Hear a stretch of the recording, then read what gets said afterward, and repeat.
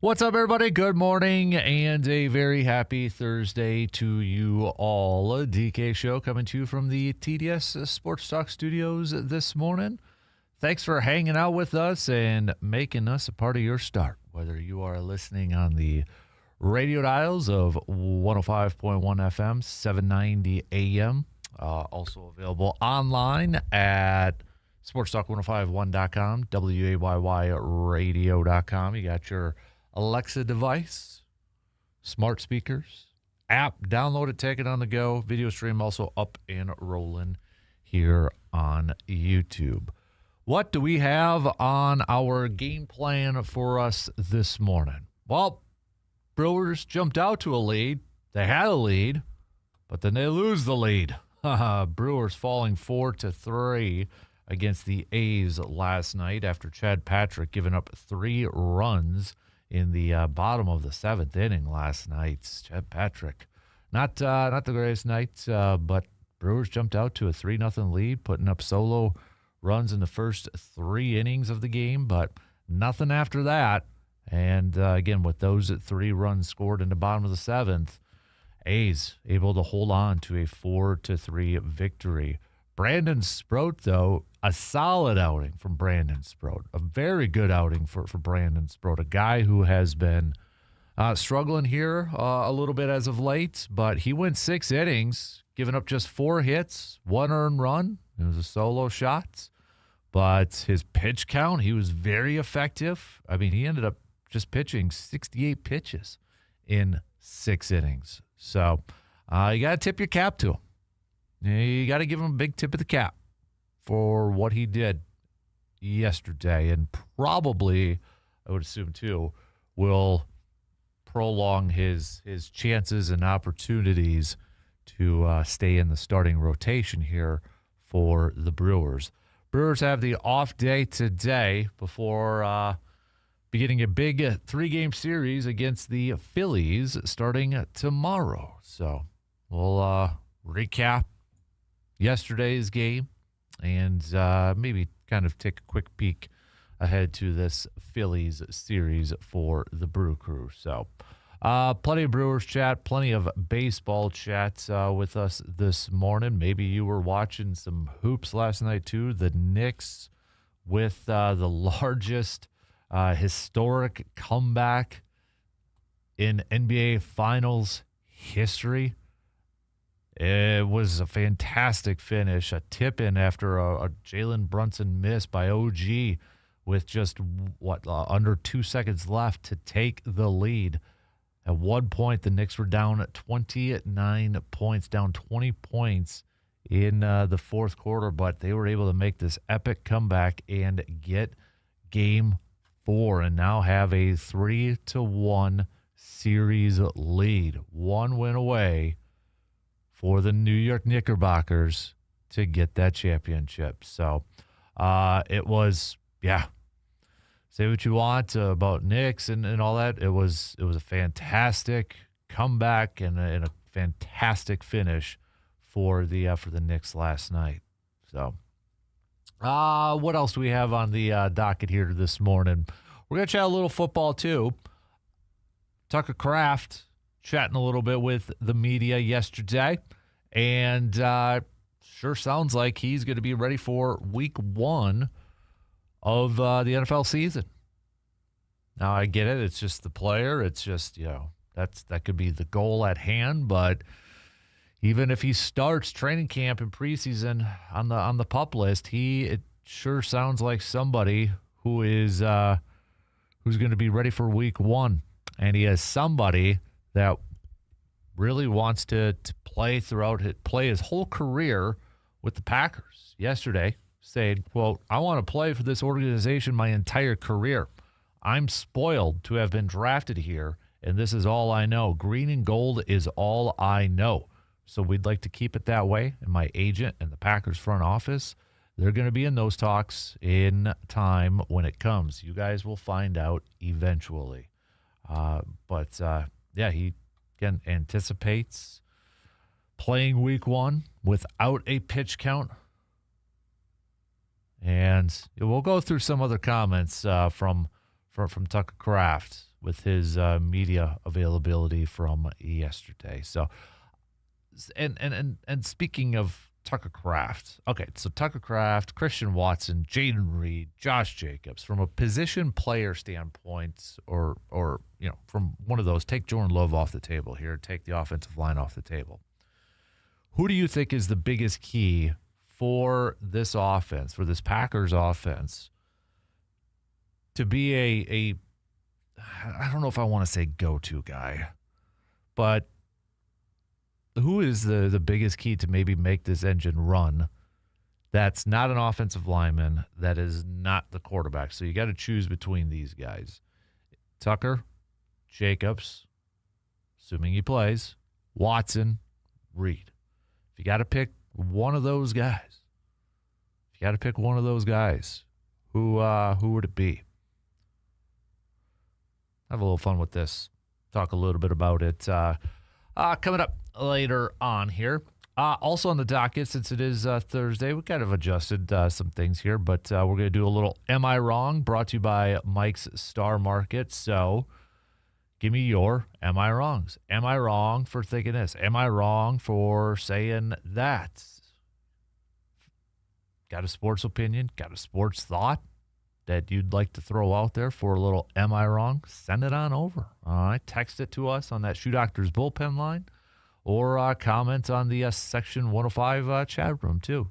What are your sports Am I Wrong statements? Also, we're going to do some fun 3 up, 3 down. It's kind of like a stock report, but 3 things, 3 items, 3 sports things that are up, 3 things that are down. And you can play along too. Give me your 3 ups and 3 downs. All right, I got my list, but we'll see. I'm curious to get everybody else's too. So got that on the docket. No Jake Bolks today, but we are going to chat with Hunter Baumgart, Brewers reporter for Fox Sports Wisconsin, 9:20. So Hunter will be joining us at 9:15 this morning during the today being a Brewers off day. So we'll kind of look back at this A series, talk a little bit about Luis Lara, and look ahead to the Phillies series. There's a really cool story by Adam McCulvey, though, on Brewers.com about Lara. Apparently he has a good relationship, I would assume, with William Contreras. And I guess Lara told Contreras about the contract offer before his parents even, just kind of getting some feedback and maybe some advice from Contreras too. So it's kind of a cool little story there. Cool little nugget. Go check it out on Brewers.com. All right, speaking of Brewers, let's get things rocking and rolling here this morning, shall we? We'll take our first break, and then we'll get the leadoff going here. Last night, Brewers falling to the A's, dropping the series to the A's. Now, off day today before getting set for their series against the Phillies. Brandon Sproat, though, got to tip your cap. He pitched well last night. Just not enough offense, and Chad Patrick getting charged with the loss and blown save. So we'll take a look at last night's game. Maybe a little peek ahead of the Phillies series. First break, and then the leadoff coming up after these quick words.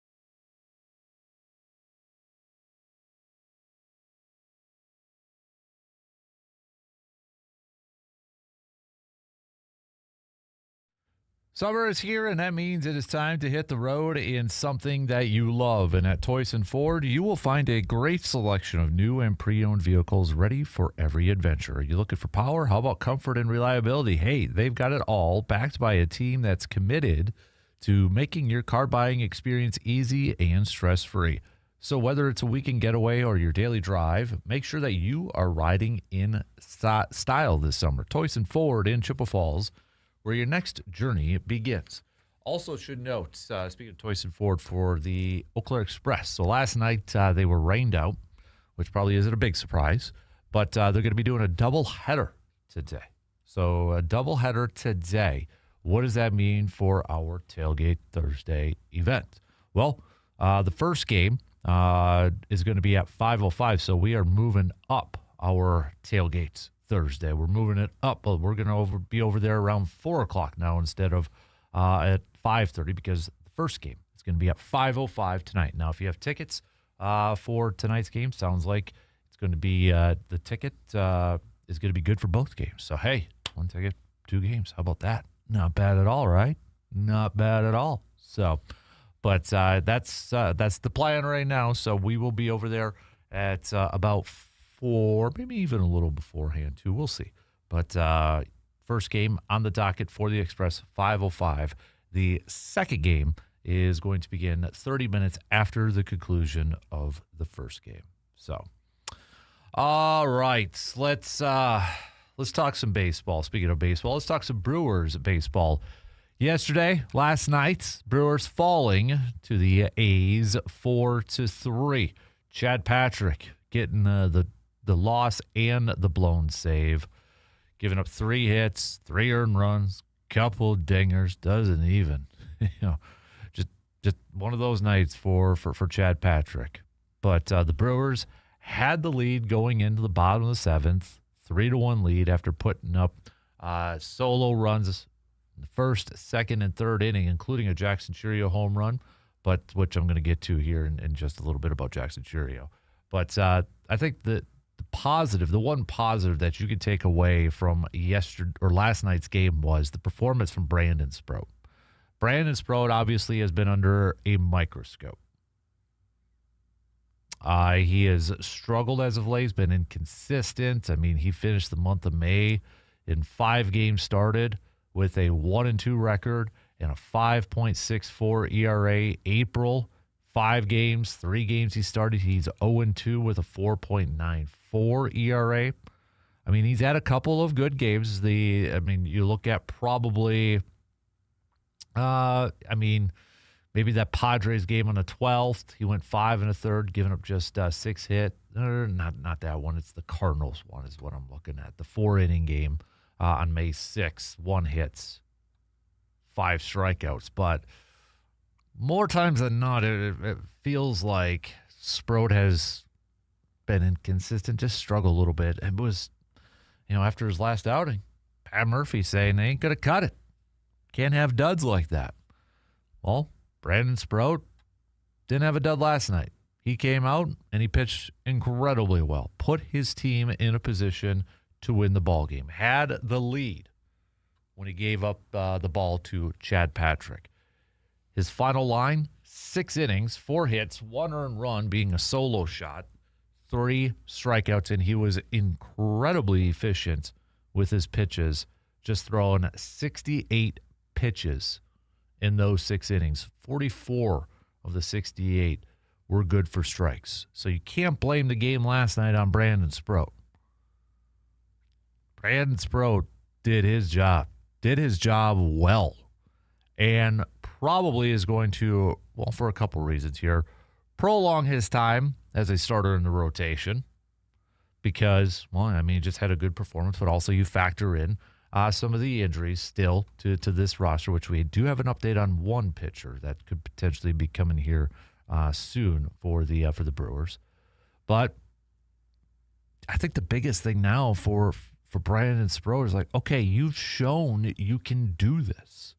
You've shown that you can pitch at a high level. You can pitch a very good game. The biggest thing now is, can you stack that success? Can you stack those type of performances? can't have just one great game or one really good game after every 5 starts. That ain't going to cut it. That ain't going to cut it for a team that has championship aspirations. He's got to put together a string of performances, pitching performances, like he did last night. That is, I don't think anybody who has watched Brandon Sproat pitch, there's stuff there to like. He's got some good stuff. Is he being asked to be a big-time contributor too early? Maybe so. But he's got the stuff, and I think that's just the biggest thing now that he has to clear. This hurdle that he has to clear is, can you put together another start like he did last night on a consistent basis, not one every 5, 6, 4, whatever.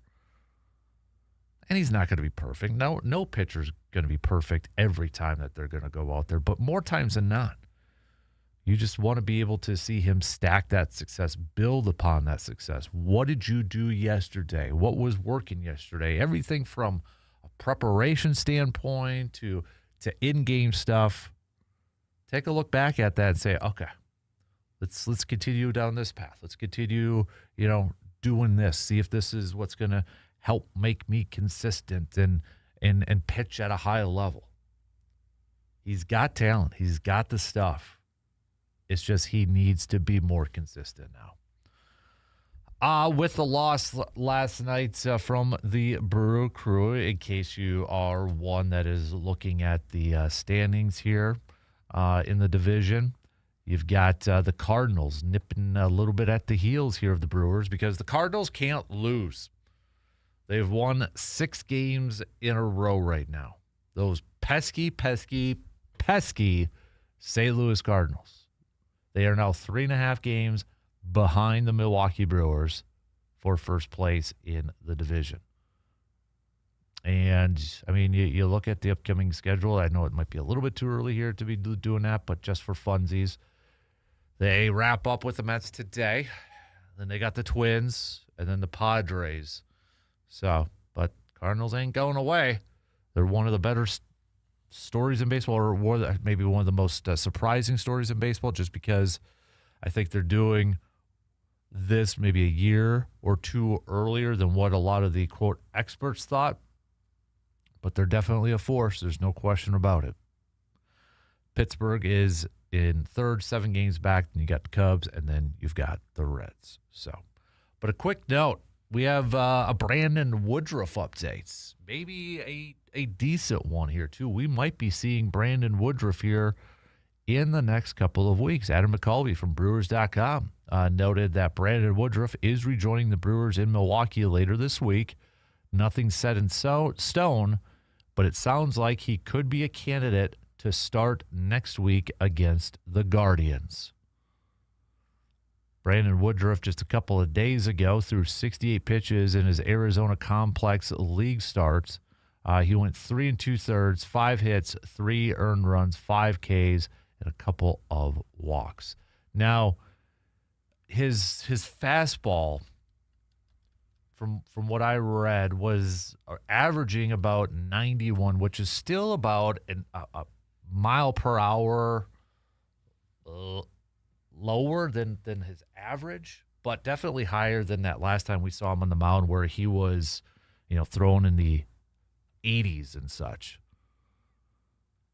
And it sounds like that Brandon Woodruff is adjusting his motion a little bit, maybe with a little bit of a lower arm angle, lower arm slots. So adjusting that a little bit maybe to help with that shoulder, with that lat strain, so he doesn't run into similar issues throughout the rest of the season. So we'll see. But might be some good news that Brandon Woodruff could be back in the starting rotation here for the Crew as early as next week, going up against the Guardians. So, all right, let's talk some more Brewers, but I want to talk a little bit about Jackson Chourio. Jackson Chourio is on a hot streak right now. This kid is playing incredibly well. And anybody who's been watching or following along or listening, you probably already know, but dude is raking at the plate as of late. How well? Let's go through it. We'll take a quick break and talk a little Jackson Cheerio coming up after these quick words.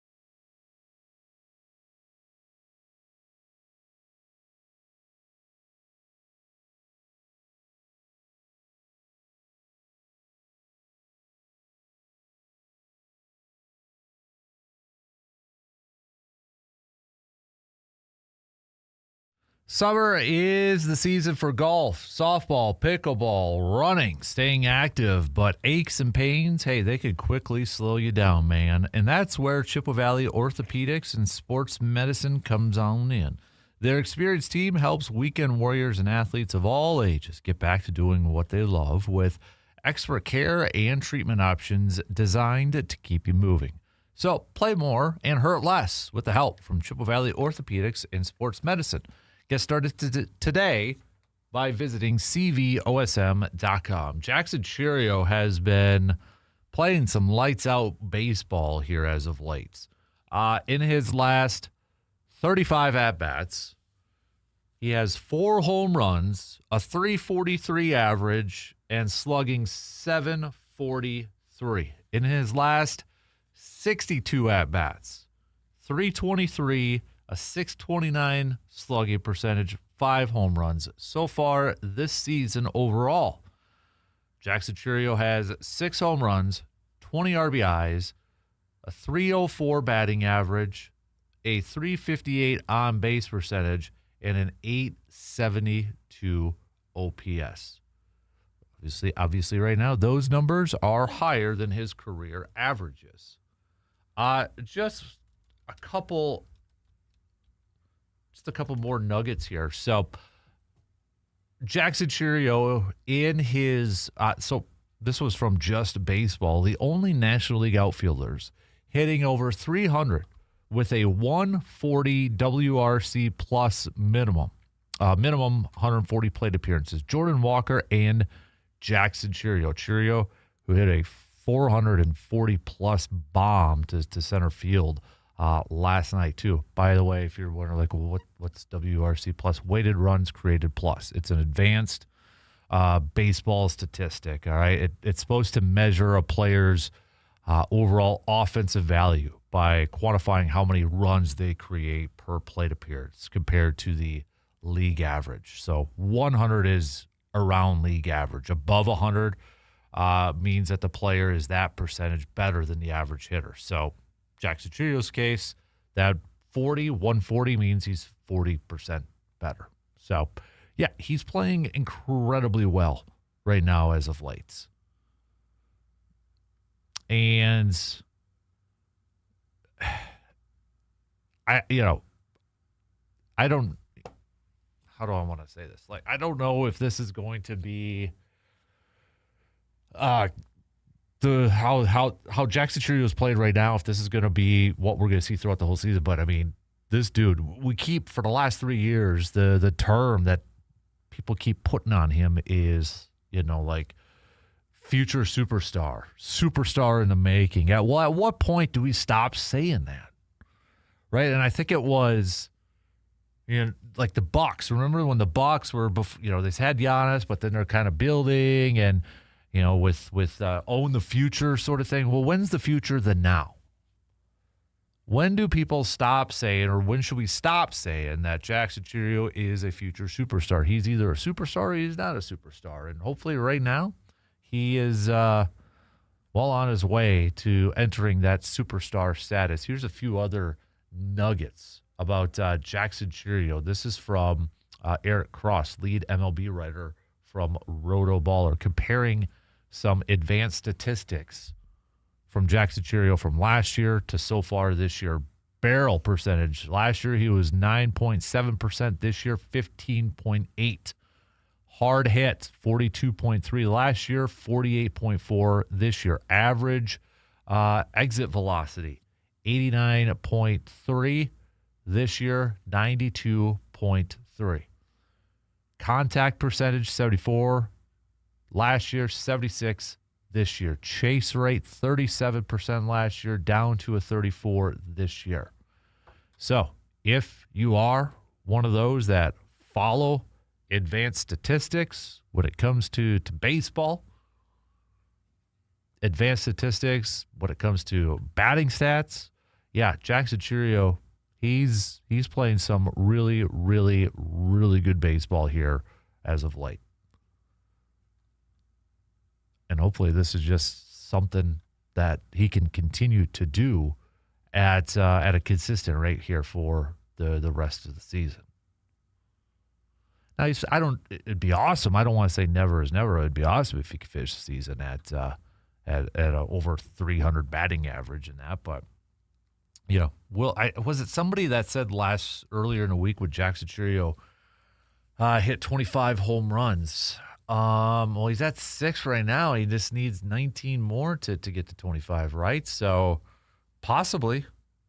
I might check because I said no before, but man, if the kid's going to continue to hit like this, and I get it, it was the Athletics Fields, Las Vegas, so it's a hitter's park and everything, so might be a little skewed numbers wise, but man, be nice if we can get Jackson Churio offensively to be consistent like he has been here as of late, because the dude has been a lot of fun to watch.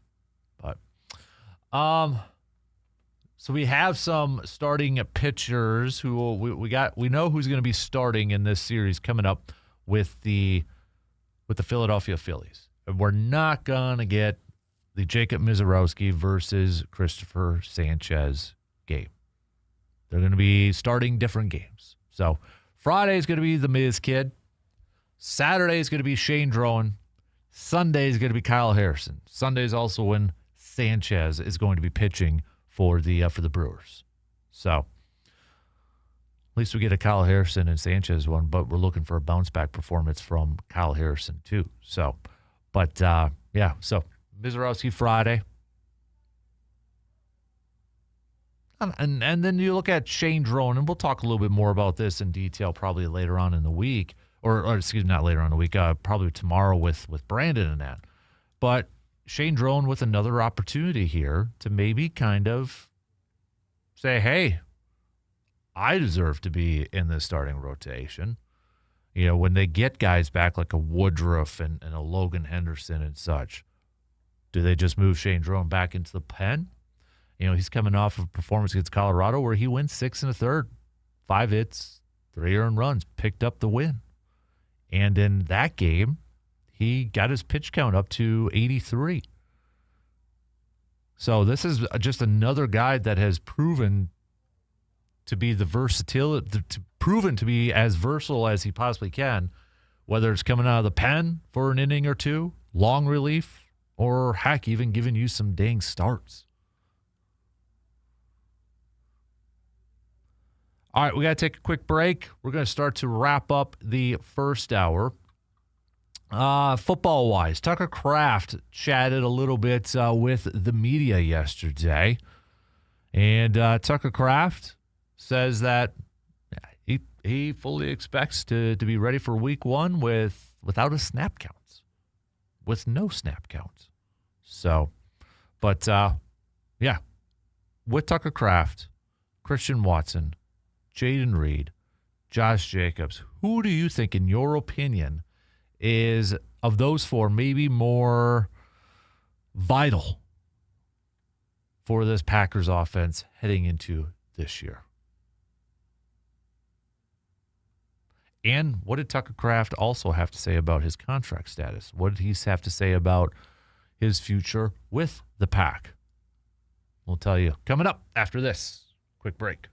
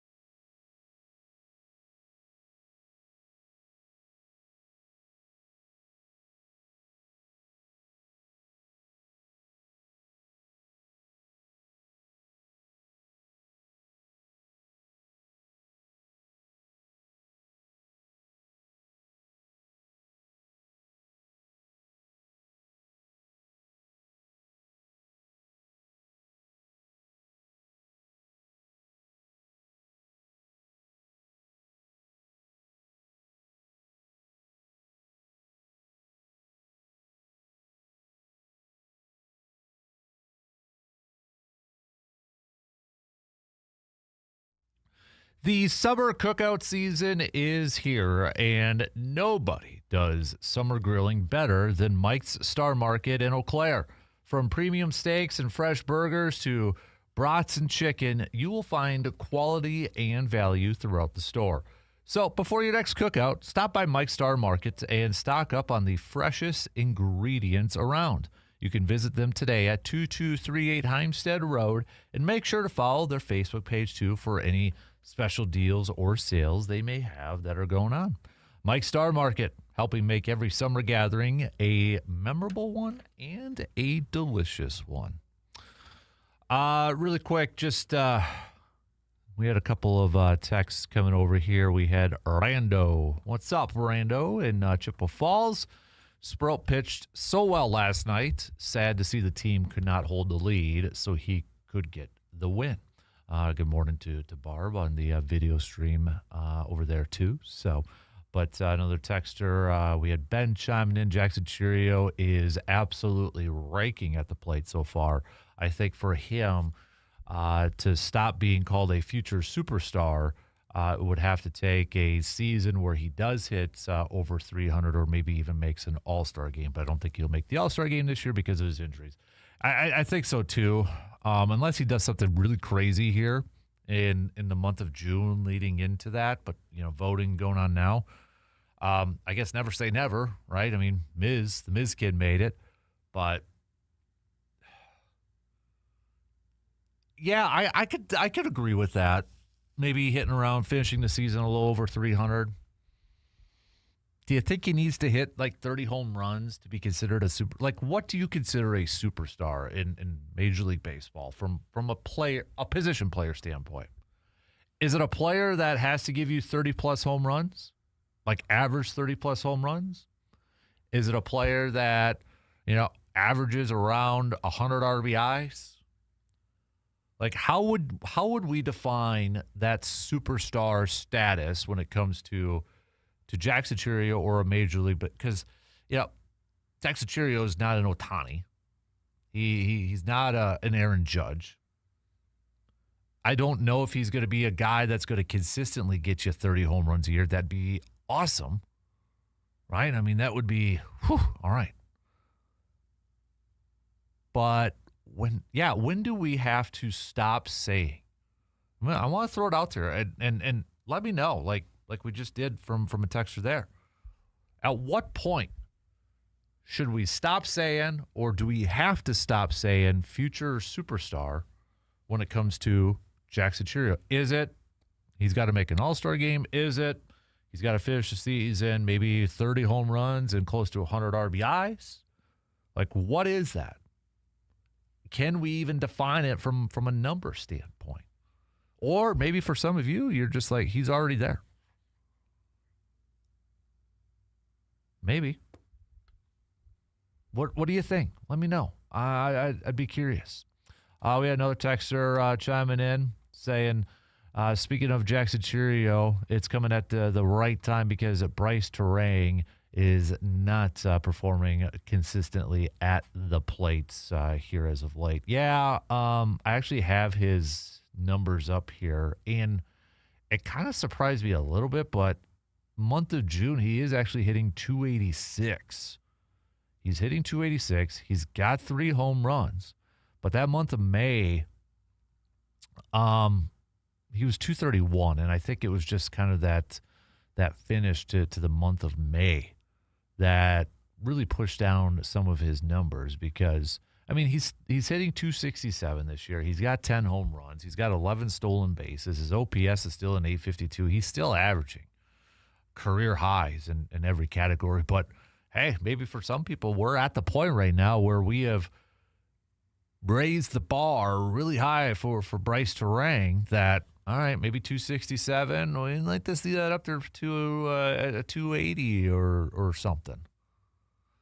But I think if there's one thing, Bryce Terang's just maybe in a little bit of a slump. If I don't even know if I want to call that. I know he went hitless last night, had a couple of he went hitless in his back-to-back games here. But other than that, though, if you look at it, he's gotten at least a hit in every game this month of June, except for his last 2 games against the Athletics. So I don't even think I'd do that. I mean, yeah, he's he's got 3 home runs so far. He had 2 against Colorado in that game, 1 against the Athletics. I don't even know if I'd say that. I don't think I can.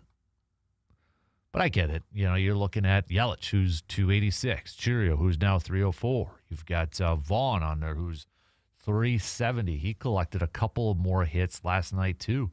This is the thing, too, that the Brewers are going to have to kind of figure out. How do you keep Bowers and Vaughn in the same lineup? Now, last night was not a great game for Jake Bowers because, I mean, he went to the plate 4 times and struck out 4 times in the game last night. But the way Vaughn's hitting, this guy, maybe you'd like to see a little bit more power from him. But right now, in 92 at-bats this year, 370 with an OPS of a 980. Come on now. So they're going to have to figure out ways to get maybe him on the field. And this is something I'm going to maybe ask Hunter here because he noted yesterday the Brewers, I mean, last night too, we saw Andrew Vaughn play in third. Terang at short, Rengifo at second. And as he noted, Hunter said, the Brewers infield takes ground balls at all positions frequently before games, and this is why. Is it possible? Is it possible? I don't think it would be an everyday thing, but could it be possible that Andrew Vaughn might get some reps at third base? Is this going to be like a Travis Shaw situation of moving Travis Shaw to second base? Remember that?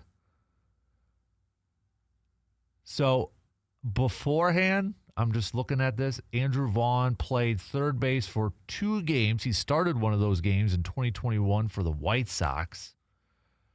He did start a game at second base in 2021 for the White Sox. Played 2 games in 2022, but just 3 innings total. Earlier in his career, he did get some games in the outfield. 2021, he actually started 100 games in the outfield, 86th and left. I don't know if he'd be. I don't know if he could do it this day and age, but all right. Is that something? Is that something, or is that getting too cute? Because I think you've got to find those ways to get keep Vaughn in the lineup. Bowers too, even though he had a poor night last night. Does Vaughn playing third base make sense? Maybe something to ponder. I'll have to ask Hunter that in a couple of hours too. So, all right. Just a few minutes left to the top of the hour here. Coming up next hour, I do want to chat a little green and golds. Packers practicing again yesterday, but we're going to focus on Tucker Kraft for our conversation as Tucker chatted a little bit with the media. So we'll get to some of his thoughts. We will continue our 250 countdown, another group of 10.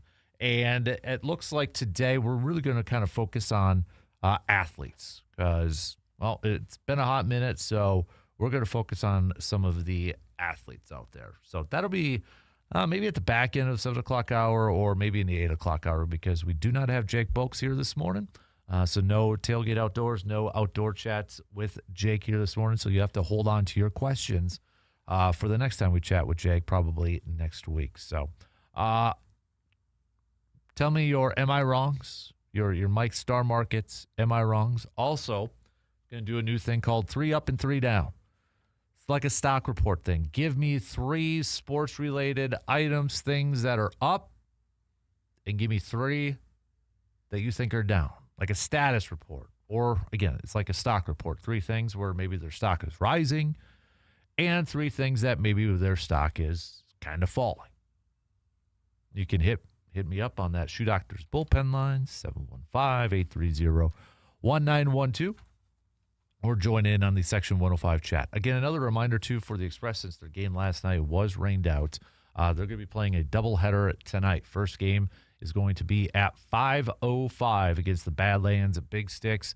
Second game will start about 30 minutes after the conclusion of the first game, but we're going to do our tailgate Thursday a little bit earlier. We're going to be over there about 4, maybe a little bit before 4 with the mobile man cave. So stop on by. I do have a few more tickets left for that game, and it sounds like if you have a ticket for today's game, it's going to be good for both of those games. So 2 for 1. Heck, how about that? So if you want to stop by, grab yourself a ticket, maybe some swag. I'll have some sports talk tees and such over there that you can grab, and some other things too. So stop on over at the Mobile Man Cave and get your stuff. Maybe even get a free ticket to the game. I do have a few extra. So, yeah. No, I was reading something on Twitter. All right, sidetrack. Got to minimize that. All right, only got a minute left. So we'll kick off the next hour talking a little green and gold. Did Tucker Kraft yesterday have the rallying cry or the phrase of the offseason so far? I mean, it feels like the last couple of years, somebody from the Packers has dropped something.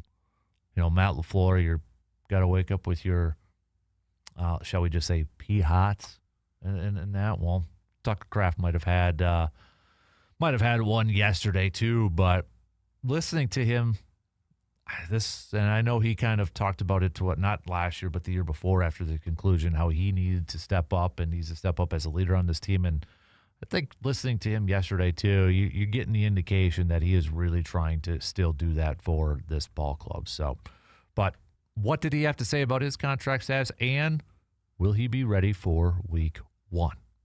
We'll hit that up and talk a little more green and gold coming up after these news updates.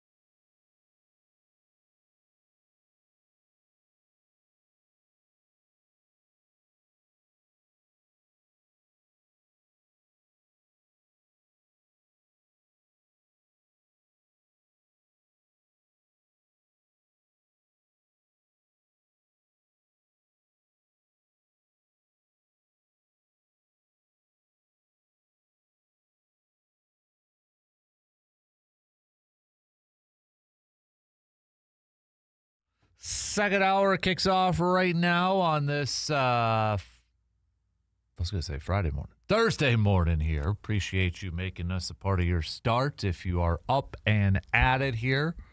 Coming up this hour, we're going to chat some green and gold here in just a second. We had Tucker Kraft chatting with the media yesterday, giving maybe a little bit of an update on his contract status or his thoughts on staying with the Pack. So we're going to talk some more Brewers throughout this morning. We've got Brewers reporter Hunter Baumgart joining us at 9:15. Brewers off day today, coming off of a series loss against the Athletics. They'll be returning home to take on the Phillies in a 3-game series starting tomorrow. So Hunter will be joining us at around 9:15. What is your Mike's Star Market Am I Wrong sports statements? Send them on over. Best ones we'll read up on the air and share it with the rest of the class. Also, give me your 3 ups and your 3 downs. 3 up and 3 down. All right, kind of like stock reports out there. So let's kick it off chatting some Pack, shall we? Chatting a little green and gold here. Tucker Kraft. He thinks he's going to be ready for week 1. Thinks he's going to be ready for week 1. He anticipates playing week 1 without a pitch count. Said that he feels better than expected after last year's torn ACL. He says he anticipates starting camp on the PUP list, but he feels like he's going to be ready to go week 1. Kraft is also saying that he want, big topic of conversation for Tucker Kraft has been his contract status. And he said, quote, "I want to play for this organization my entire career. I'm spoiled to have been drafted here, and this is all I know. Green and gold is all I know. So we'd like to keep it that way. And my agent and the Packers front office, they are going to be in those talks in time when it comes. You guys will find out eventually." He, the quote that he said yesterday, though, each man has to blank up or shut up. I think it's that simple. I don't know if I can say the one word, but just blank up or shut up. Go look it up, and you probably already see it too. But he's always good for like a one-liner or a good quote or something on there too. But he also said that he won't divulge much about his contract talks. But when asked if he wants a deal before the season, says he wants to be a Packer for the rest of his career, kind of just what we just said there too. So he also said that he feels like, or he felt like, he was the best tight end in the NFL when he tore his ACL in week 9. So do you think Tucker Kraft is a top 10 tight end in the NFL? Do you feel like he is a top 10 tight end in the NFL? What do you think? Looking at his numbers from last year, before he tore his ACL, I think it was pretty clear that he was on his way to being a Pro Bowl-esque tight end. 6 touchdowns in 8 games.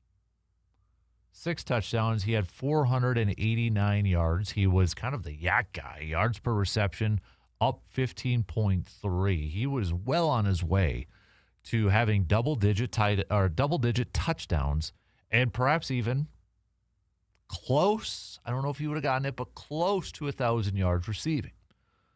Would you put Tucker Kraft in that conversation as a top 10 tight end in the league? Because there are some chats that Tucker Kraft will reset the tight end market.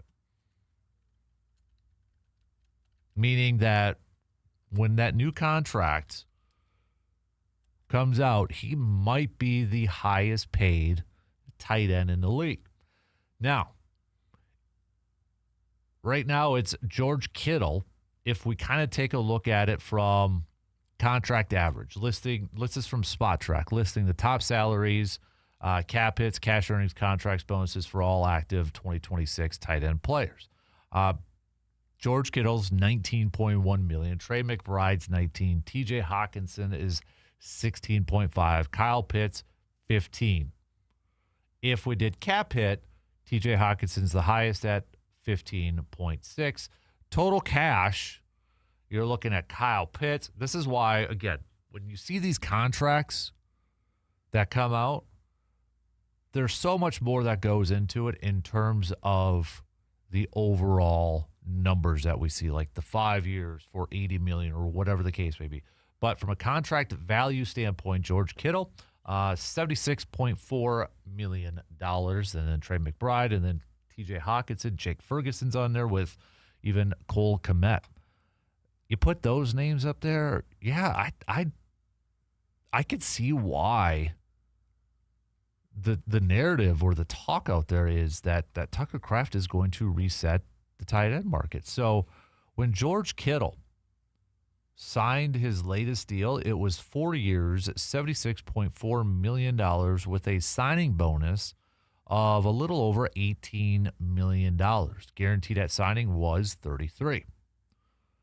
So total guarantees, you're looking at about $35 million. Yeah, I honestly feel like Tucker Kraft is going to beat that.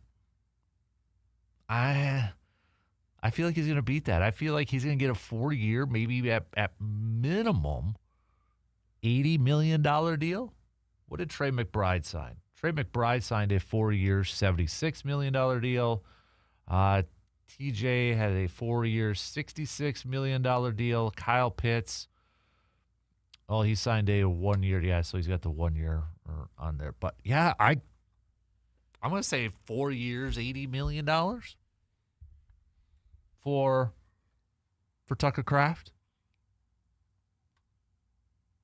That's, yeah, around that number. And, again, it's not – we can't look at the total value. We got to look at the cap. It's the biggest thing is going to be what's the guaranteed money. So the total guaranteed, the highest is Trey McBride. Trey McBride has the highest guaranteed money at $43 million. Then it's TJ Hawkinson at 40.2, and then George Kittle at 35. I could see it where Tucker Kraft even beats Trey McBride at guaranteed money. So Trey McBride again signed a 4-year, $76 million deal, $43 million guaranteed. I don't think it's really out of the realm of possibility or that far-fetched to say that Tucker Kraft is going to sign a 4-year, $80 million deal with maybe like $44 million guaranteed. Is Tucker Kraft the most, I don't like to use the word important because I think everybody's important, but who do you think is the biggest threat on this Packers offense besides Jordan Love, and take away offensive linemen? If you had to build a game plan around one, if you were like an offensive coordinator or the play caller for this Packers team, you're Matt LaFleur, and you're Adam Stanovich, offense coordinator and such. You're building your game plan. And every once in a while we hear, like even, was it 2010, Mike McCarthy. We had heard that, they came in and they were building the offense a lot around Jermichael Finley. And then Jermichael Finley got hurt. Saw the rise of, Greg Jennings and obviously Jordy Nelson early in his career. They had James Jones and Donald Driver. So, I mean, they had a lot of other dudes available. But if you had to pick one person between Christian Watson, Tucker Kraft, you throw in Josh Jacobs, and Jaden Reed, and I feel like Jaden Reed's probably going to finish last on this list. So maybe the better question is, who would you build your passing offense around? Is it Christian Watson? Is it Tucker Kraft? I mean, we could go about this many different ways if we wanted to. But is Tucker Kraft the guy, the main guy that you're building your offense around, kind of like what the Packers wanted to do with Jermichael Finley early on in his career? Is he that type of guy? We know, Travis Kelce during his prime, Colts built their offense going through him. Rob Gronkowski with the Patriots. So, yes, it is 100% possible for teams to build their offenses around tight ends. Tony Gonzalez back in the day. Is Tucker that type of player? Or is it still Christian Watson? Or, running. Let's kind of focus on, let's take Josh Jacobs out of this equation too, just because everybody wants to run the football. Let's just look at some of the pass catchers.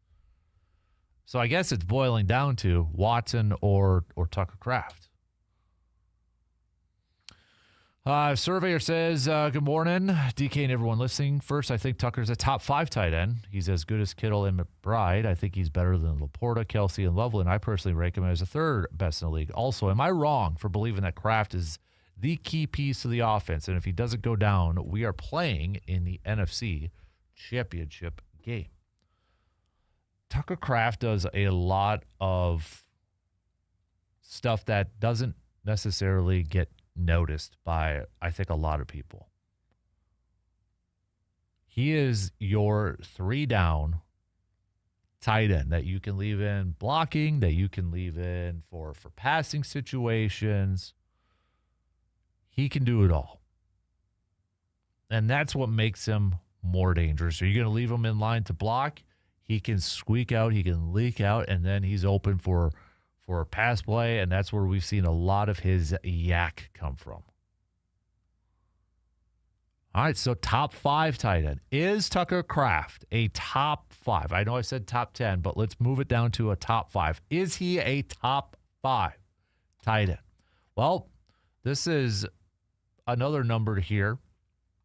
The Packers offense produced .17 expected or EPA per play in 2025 when Tucker Kraft was on the field, which would have led the NFL by a wide margin.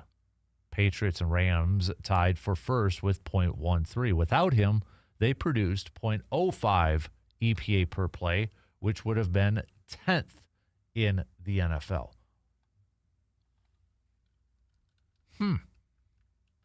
So, in case anybody's wondering again, what is EPA? Expected points added. It's an advanced analytic. I know not everybody's into it, but it's an advanced analytic that it measures the value of a play by calculating or figuring out how much it increases or decreases a team's likelihood of scoring out of possession. So essentially what it means in a nutshell, felt like that the Packers had a better chance that they were going to score when Tucker Kraft was on the field. Makes sense, doesn't it? When you kind of, just if we take away those advanced numbers, it kind of makes sense. All right, let's take a quick break here. We'll talk some more football, but do you consider Tucker Kraft a top 5 tight end in the league right now? Who are the tight ends that you would take ahead of Tucker Kraft if you were doing, let's say, fantasy football or a draft, or you were building your team? Who's the who are the tight ends that you would take over Tucker Kraft? Maybe that's the best way to say it. Because when we do top 5, then you're like, okay, well, who's in that top 5 with him? All right, let's take a quick break. More football talk coming up after these quick words.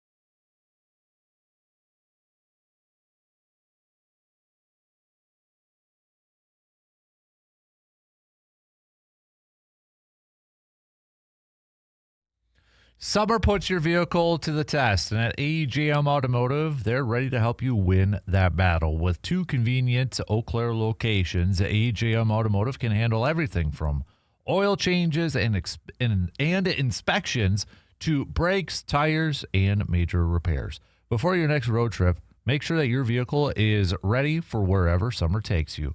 Trust the team at AEGM Automotive. 2 locations, 1 commitment, keeping you safely on the road all summer long. Just head to AEGMAutomotiveServices.com. Looking at a few of the messages that have come in, it looks like a wide majority of you do say that Tucker Kraft is a top 5 tight end. And honestly, looking at some of the numbers from last year, I think if I were to do this, am I wrong for a Mike Star market? Okay, so I'm kind of feeding off of what Surveyor Sam had texted over here. But am I wrong for thinking that we are going to see Tucker Kraft maybe get a 1,000-yard season at some point in his career? Am I wrong for thinking that?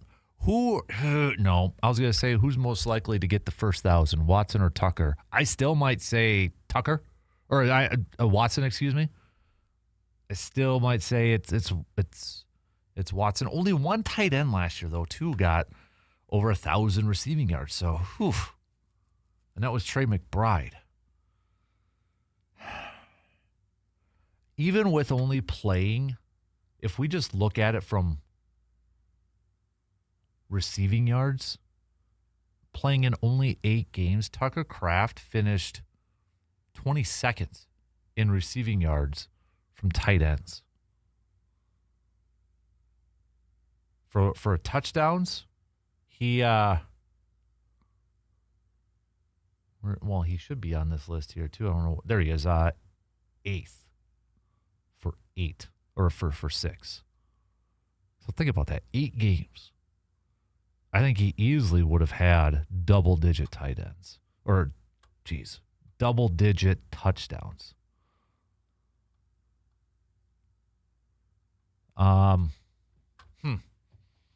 Maybe I'll go back on the 1,000 yards. I don't know. I'm having an internal ping-pong volleying back and forth in my head. No, maybe about 800, 900. But the thing that's giving me a little bit of pause on Tucker is his yaks, his yards after catch. That's the one thing that's giving me a little bit of pause. So I might pump the brakes on that one. I know tomorrow's our pump the brakes and full throttle, but maybe I'll pump the brakes a little bit on that.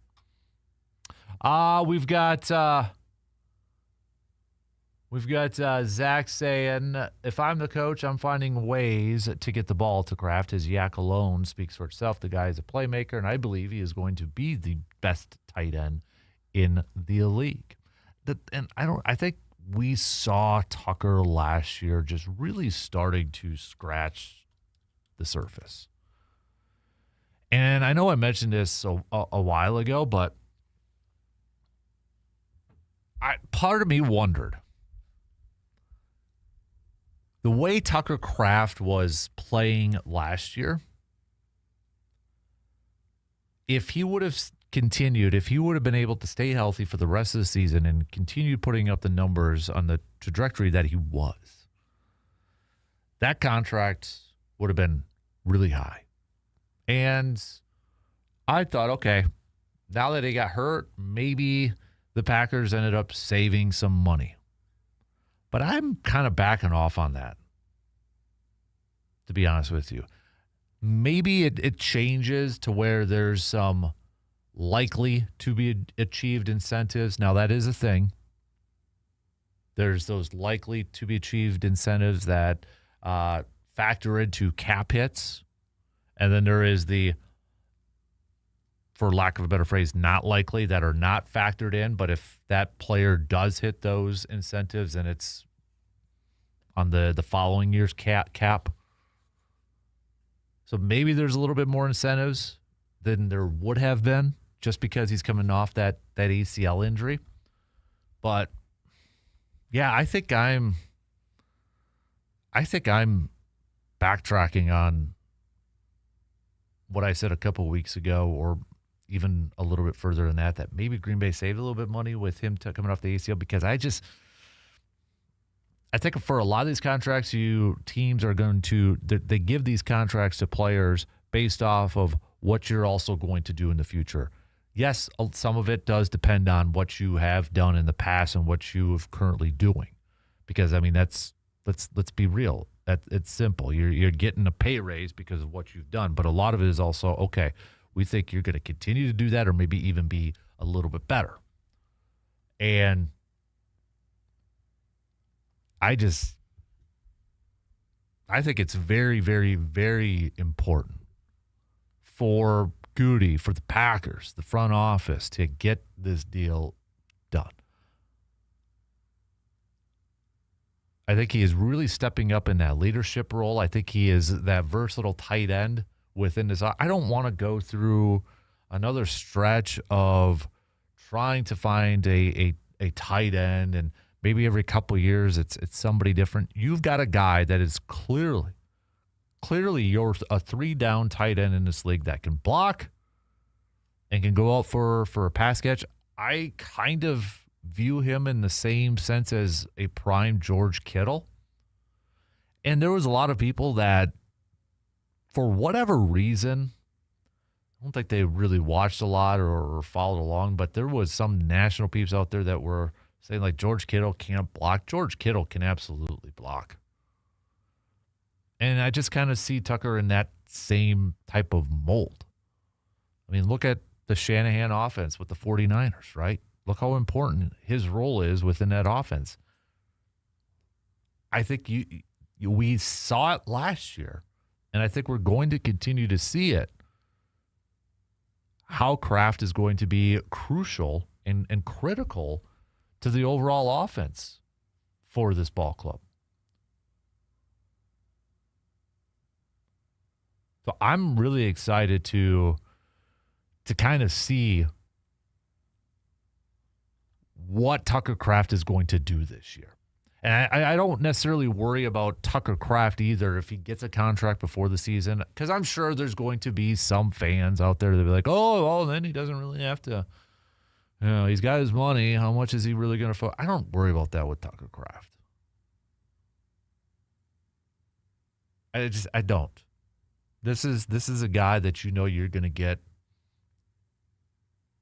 complete. I think this is a guy that he's got the mindset of going out there to be great and to do whatever it takes for his team to win. He said also, too, from yesterday, quote, I thought at the combination of the do-it-all, why, which is me, that there wasn't another guy in the league that was doing it as well as I was. Some people might think I'm delusional to say that, but every play I was either, I don't know, the film is going to speak for itself. Outside zone, inside zone, screen game, down the field. Just as far as putting it all together, I felt like I was in a great spot. Is he the most versatile tight end in this league right now? When you talk about blocking, receiving, outside, inside, lineup, I think he absolutely 100% has a case to say that. I really do. All right, we got to take a quick break. Plenty more to get to, though. We'll be right back after these few words.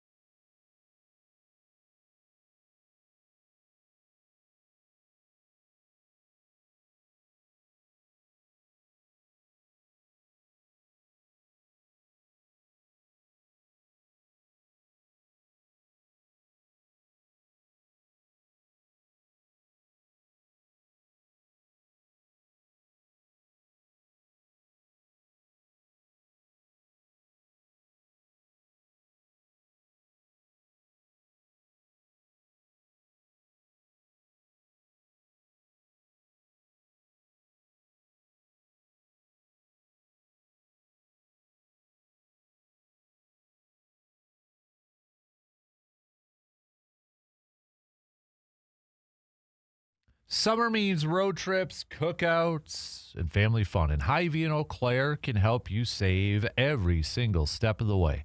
Stock up on groceries, snacks, beverages, and everything you need for summer adventures. Plus, with Hy-Vee Fuel Saver rewards, the more you shop, the more you can save at the gas pump. So get ready for summer while stretching your budget a little bit further. Hy-Vee and Eau Claire, where there is a helpful smile in every aisle. And don't forget, today at Hy-Vee from 3 to 7 p.m., it's the Say Hello to Summer Local Vendor Fair. So from 3 to 7, you could kick off to summer local vendor fair, sample food and beverages for 15 plus vendors, 15 or more vendors, and see what Eau Claire has to offer for your perfect Wisconsin summer. That's going on again today at Hy-Vee and Eau Claire from 3 to 7 p.m. Let's tell you what. Let's do our 3 ups and 3 downs. Going to do something new every Thursday called 3 up, 3 down. It's kind of like a stock report. 3 things that are up, 3 things that are down in the sports world. Let's start off with 3 up. I mean, you got to start off with the Knicks.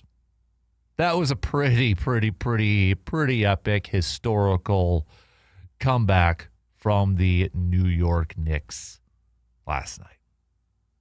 At one point, down 29 points, down 20 in the fourth. The tip in from OG after Jalen Brunson's miss with just a little over a second left to go in the game.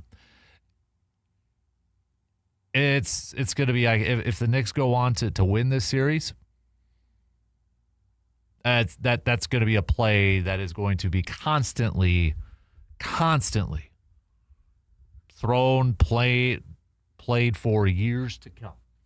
And maybe, if I'm still around and we do a top 300 American sports moments in history, maybe we throw that one in there too.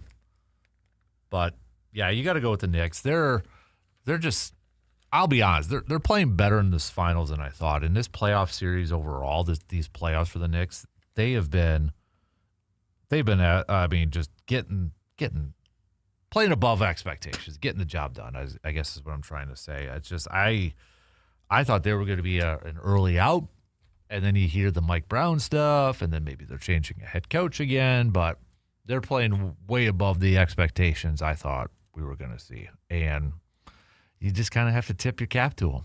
This is a huge uphill battle for the Spurs that I don't know if they're going to be able to win the next 3. Not the way the Knicks are playing right now. So first up, you got to go with the New York Knickerbockers. Second up, World Cup. I mean, it starts the World Cup, and again, I'm still kind of curious to hear from a lot of you out there if World Cup is appointment viewing for you.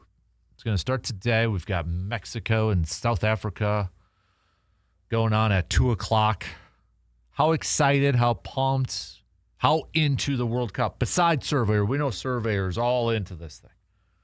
But how big are you into it? Regardless if you're just like a big soccer fan or maybe just a casual fan, it's kind of like the Olympics every 4 years. It comes around and such. But we got to put it up on the 3 up because it's a huge event. It's a huge worldwide event.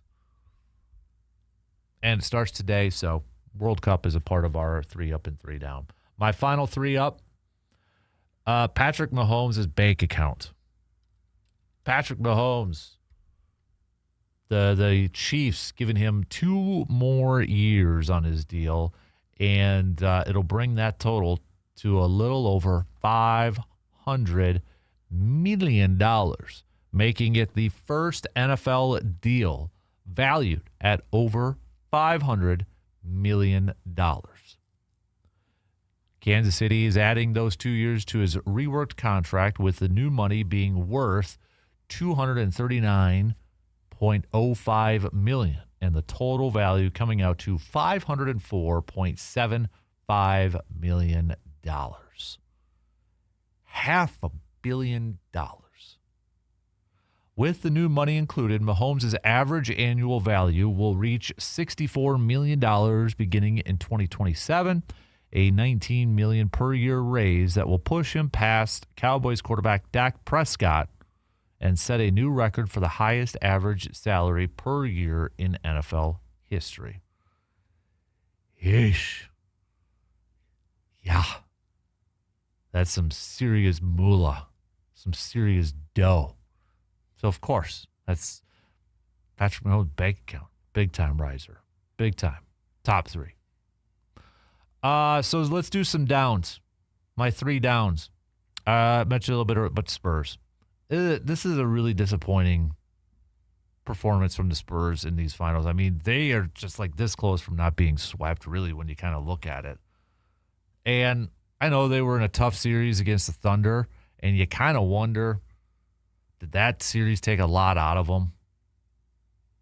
Going up against the Thunder, 7 games. The Knicks, I mean, they were on cruise control for the majority of these playoffs. Or rest, is the rest the thing that's kind of carrying them and helping them through these playoffs? But it's been disappointing watching the Spurs. I mean, you had Victor Wembanyama on the stage, on NBA Final stage, and other younger guys and such. So, yeah, you got to go Spurs for down. And, of course, down this week, college football. The whole Texas Tech situation, it's just, yeah. And you had the Texas Tech AD, we talked about it yesterday, coming out with a statement and with the whole Sorsby situation. But this is bad. This isn't good. This is not a good look whatsoever when it comes to college football.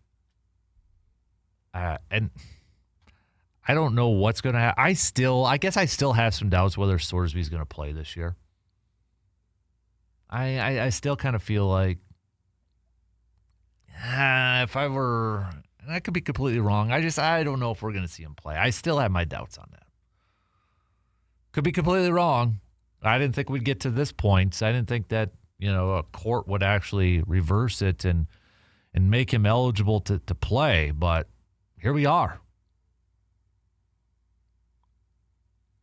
But it's not a good look right now for college football. My final down for this week, I'm probably going to go, I went back and forth between a couple. I'll go with some of the injuries starting to rack up here for the Brewers, specifically coming from their pitching department. Now, hopefully Brandon Woodruff's coming back soon.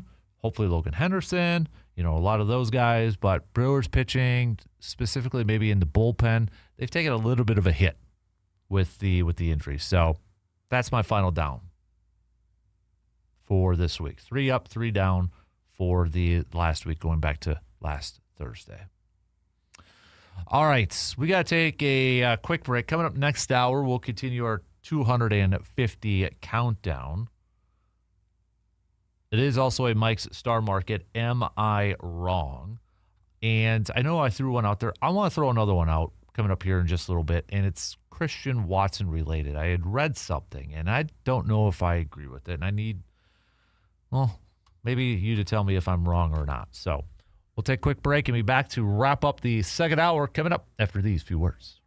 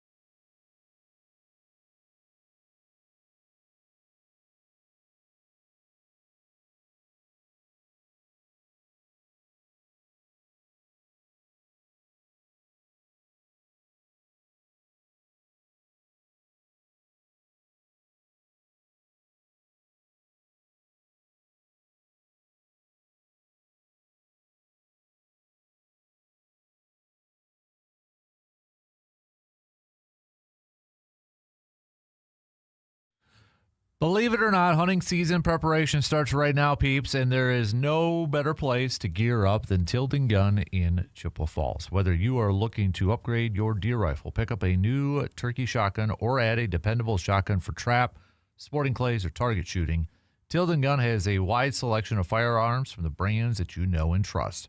Their knowledgeable staff can help you find the perfect fit for your hunting style, experience level, and budget. Plus, you will find ammunition, accessories, optics, and more to help you get the most out of every trip to the range or into the field. Don't wait until the season is right around the corner. Get prepared now and shoot with confidence later. Stop by Tilden Gun in Chippewa Falls and see why sportsmen and shooting enthusiasts throughout the Chippewa Valley trust Tilden Gun for all of their firearm needs. Continue a little bit with our Mike's Star Market, Am I Wrong? As I was reading this earlier this morning, and CBS Sports put out a post, one under-the-radar breakout candidate for every NFC team entering 2026. Under-the-radar breakout star. Breakout star candidate.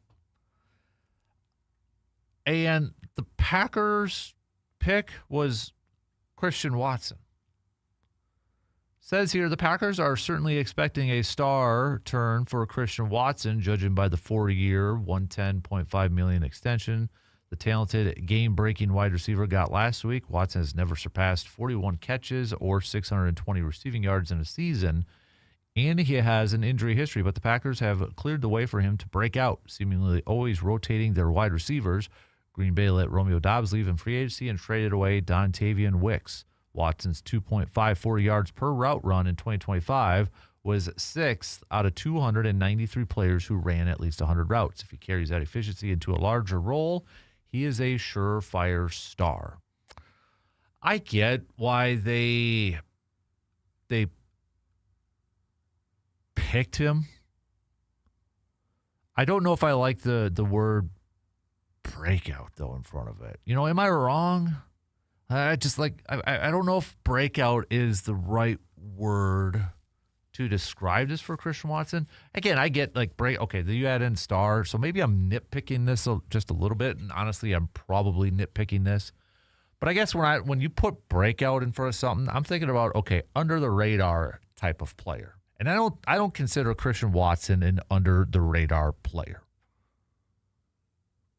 I don't consider him that, even regardless of numbers and statistics. Anybody who has watched Packers football over the last couple of years with Christian Watson knows he's not an under the radar player. And the teams that go up against Green Bay, I think it was Ben Johnson that last year, or some other coach talked about how different the offense is, and you game plan for Christian Watson. So I don't like the word breakout. Now you put star in there, it's like, okay, maybe future star, potential star.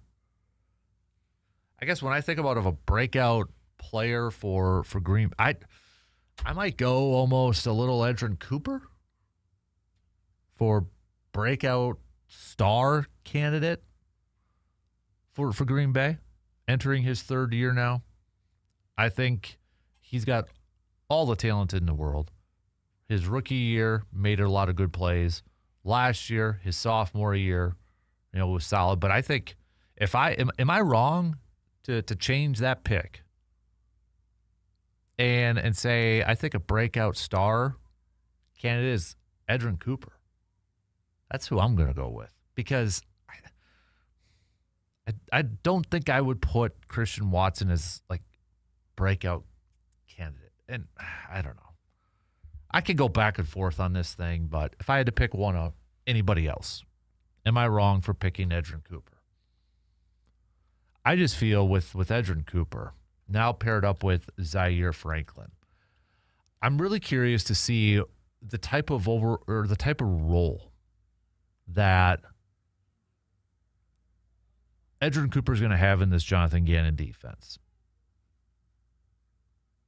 When we look at Cooper's first 2 years, his rookie year, he played in 14 games. He had 3.5 sacks. Last year, he just had a half a sack in 16 games. Had 118 tackles. I think you got to get Edgerrin Cooper involved maybe a little bit more in getting after the quarterback, especially the first few games of the season with no Micah Parsons. I think Cooper has that ability to be that guy. So I think year 3 we're going to see some special things from Edgerrin Cooper. And the thing is too, like even in those 14 games in his rookie year, the biggest thing was his TFLs, his tackles for loss. He had 13 tackles for loss and 7 quarterback hits in 14 games played in his rookie year, and he started just 4 of those. 16 games last year, starting every single game, he had just 4 tackles for loss and 3 quarterback hits. I want to see Edgerrin Cooper maybe a little bit more towards the line of scrimmage, playing around the line of scrimmage, helping out in the run game. I thought his rookie year he might have been the best at reading and reacting to the ball carrier. There was so many plays from his rookie year. There was an Aaron Jones play when they were playing the Vikings. It looked like Aaron Jones had room to run, and then all of a sudden, Edgerrin Cooper just flies in there and takes him down. And you can see the frustration from Aaron Jones because I think he thought the same thing, that this was going to be some big pickup from a yard standpoint for him, and then Cooper just flew in and took him down, reading and reacting and filling those holes. So I'm looking for year 3 as breakout year for me. If I had to pick a breakout player, breakout star, future star for Green Bay, am I wrong for thinking it's Edgerrin Cooper? That's who I'm going to roll with. If he takes a jump this year in year 3, another jump, and solidifies himself as one of the better linebackers in this game, I mean, then Green Bay's going to have to shell out some money for him too, because that's going to be coming up here pretty darn quick. All right, shot clock is going to cut me off here in just a couple minutes. So as we approach halftime, coming up next hour, we'll get back to some more baseball talk as the Crew falling to the A's last night. They dropped the series to the A's. Off day today for the Brewers. We'll get back to some more baseball talk. We've got Hunter Baumgart joining us, Brewers reporter at 9:15, so we'll talk Brewers with him. Also coming up next hour, though, we'll continue our 250 countdown, the next group of 10. And for this morning, we're going to focus on athletes. We'll focus on athletes. We got a bunch more to get to, so we'll hammer out 10 more athletes in our 250th countdown. So that's coming up next hour as well. Plus, whatever else is on your mind, you can join in on the Section 105 chat or on the Shoe Doctors bullpen line. So reminder, there is no outdoor chat with Jake, no tailgate outdoors with DNR warden Jake Boakes this morning. He is off and fishing up in Canada. So if you had any questions for Jake and such, you'll have to save them for next week when we catch up to him. So, all right, shot clock's going to cut me off. We'll take a quick news break, and then we'll kick off the next hour. We'll talk some baseball and continue our 250th countdown, the top 250 sports moments, people, things in American history. We're going to focus on athletes here for this one. So, all right, we'll be back in just a couple minutes.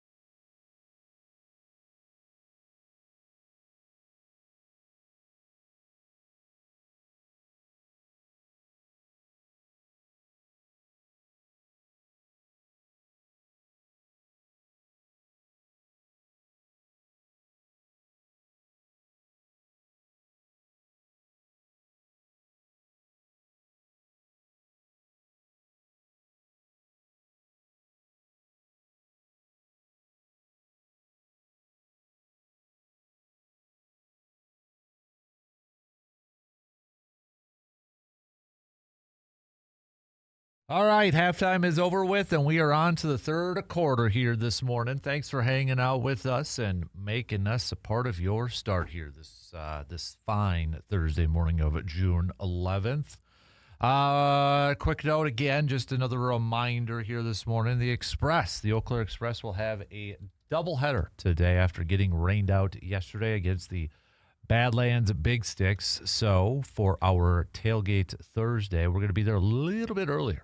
We'll have the mobile man cave set up over there probably a little bit before 4 o'clock. So I know they're still talking about some rain this afternoon and such, but hopefully that tapers off, and hopefully that's not a thing when we're there and during the game, so they can get these games in. So, but we'll see. But right now, that's the plan. All right, that's the plan. We're going to be there for, and plus, if you have tickets for today's game, it sounds like the ticket will be good for both games. So 1 for 2, 2 for 1. How about that? Can't beat that deal. So, again, we'll be there probably a little bit before 4 for a little, just hanging out in the mobile man cave. We'll have some swag and stuff available and all those goodies and that. So, first pitch for the first game is going to be at 5:05. The second game will start 30 minutes after the conclusion of the first game. So, all right, we're going to continue our top 250 countdown coming up here in just a little bit. Brewers-wise, though, staying with some baseball chat. Brewers yesterday falling, or I should say last night falling, to the A's 4-3. Brandon Sproat had himself a really good game. Really solid outing for Brandon Sproat, and it's unfortunate he wasn't able to get credited with the win. No decision after Chad Patrick came in and gave up 3 earned runs, a couple of home runs.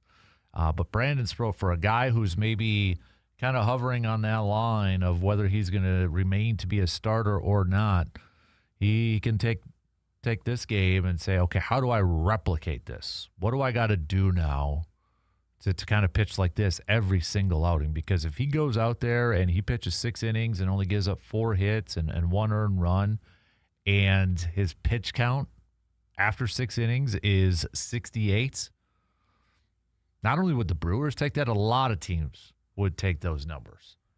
The biggest thing for Sproat moving forward is consistency. How in the world now can you take what you did yesterday, replicate that for multiple games, for games, not like back-to-back, not just once every 5 starts, but how do you have more games like he did yesterday on a consistent basis? Pitchers are going to have their ups and downs, ebbs and flows. They're going to have bad outings. They're going to have good outings. But you hope more times than not that those teams are going to have, more better outings if you're going to be a starting pitcher in Major League Baseball. Sproat's got talent. Anybody who follows, anybody who watches the Brewers, you can see there's talent there. It's just, it hasn't all quite synced or clicked or however you want to say it. But looking at last night's game, now if I'm Brandon Sproat, I'm sitting down, I'm trying to, okay, what works? You're trying to figure out, okay, what worked yesterday that I can maybe use in my future starts? Was there something that was just on, and this is what I got to try to replicate going forward? Because no doubt he has been up and down this year, but maybe more down than up with his inconsistent starts. And he's going to get more opportunities to start in the immediate future because of the injuries to the Brewers. It sounds like Brandon Woodruff's going to be back here soon. The latest update is that he's going to return to Milwaukee and possibly even start a game against Cleveland next week. All right, so Brandon Woodruff returns to the rotation. Logan Henderson, I would imagine, is going to return to the rotation whenever he is ready to go. So Brandon Sproat's going to need to have more starts like he did last night, for Pat Murphy to keep him in that rotation, because Pat Murphy just, last week kind of gave the ultimatum. Can't have duds like that anymore from Brandon Sproat. So what was different in this start? What did he do different? What was working? How do you replicate that and make that start from last night not just be, well, a once in a million type of thing? You got to make those type of games consistent. Jackson Churio has been consistent from the plate here. Dude's in fuego. Another home run last night from him. Couple of hits overall.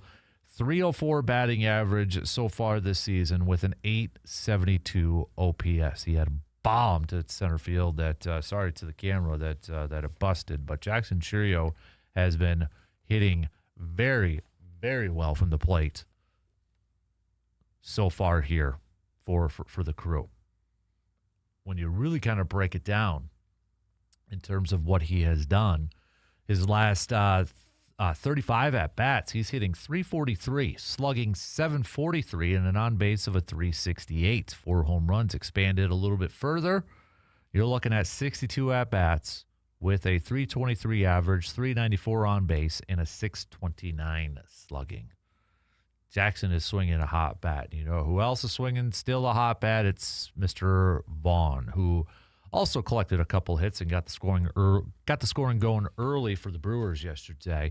But then we got to see Vaughn play a little bit third base. Durang was over at shorts. He had Luis Renegifo over at second. I'm going to ask Hunter Baumgart this when we talk to him in an hour. But you kind of look at Andrew Vaughn, and he doesn't have a ton of experience playing third base in his career, okay? So if we look at it, going back to the White Sox, where he began his career, he did start 100 games in 2021 in the outfield. I don't think he can play the outfield now anymore. But he also, in 2021, started a game at third, played 2 games at third base. And then he played third again. I thought he played third one more time. Oh, he did play second base a couple of times, too. He started one at second base and then came in and played second base a couple times for the White Sox. But he played an inning at third base last night. So, is this potentially, possibly, a scenario that we could see play out more, considering that you got to figure out ways to keep Vaughn's bat in the lineup. Bowers has been your power guy. You got to figure out ways to keep him in the lineup still. So, I mean, is this another Travis Shaw thing where, all right, we brought in Stockis and such, or we brought in all these guys, we're going to move Travis Shaw to second base? Are we down this path again where, okay, Andrew Vaughn, could I give you a shot at third base? At this point, do you want the Brewers to try that? Or do you think that's too cute? Honestly, if he's comfortable there, let's maybe see it here for, I don't know. I kind of want to see it just to see how it plays out, but if this is the way to keep, the other part in this thing too is Christian Yelich, because you want Christian Yelich in the lineup. So if Christian Yelich is going to be, pretty much your everyday DH, and instead of, Bowers and Vaughn and trying to figure out who's going to play there, and yes, I know Bowers could play some left field and such, but is there potentially some opportunities for third base for Andrew Vaughn? I don't know.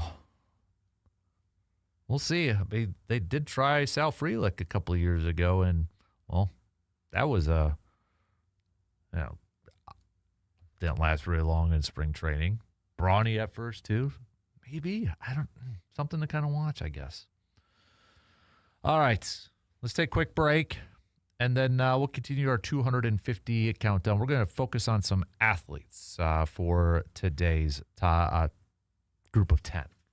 So let's do that. We'll take a quick break and be right back in just a couple minutes.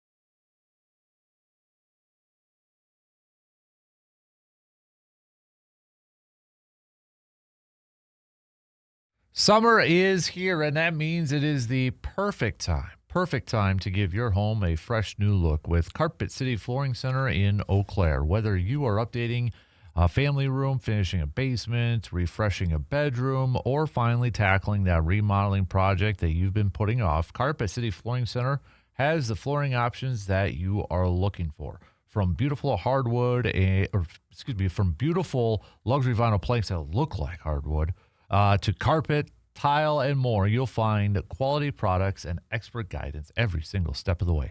Their experienced team will help you find the right flooring to fit your style, your budget, and your lifestyle. And with professional installation available, your project can be completed quickly and correctly. Make this summer the summer that you transform your home. Stop on in to Carpet City Flooring Center in Eau Claire and discover why so many area homeowners trust Carpet City Flooring Center for all of their flooring needs. Carpet City Flooring Center, helping you love where you live.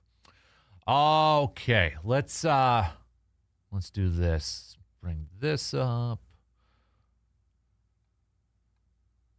Hold on a second here. Having some computer issues. All right. Let's continue our countdown to the top 250 sports moments in American history.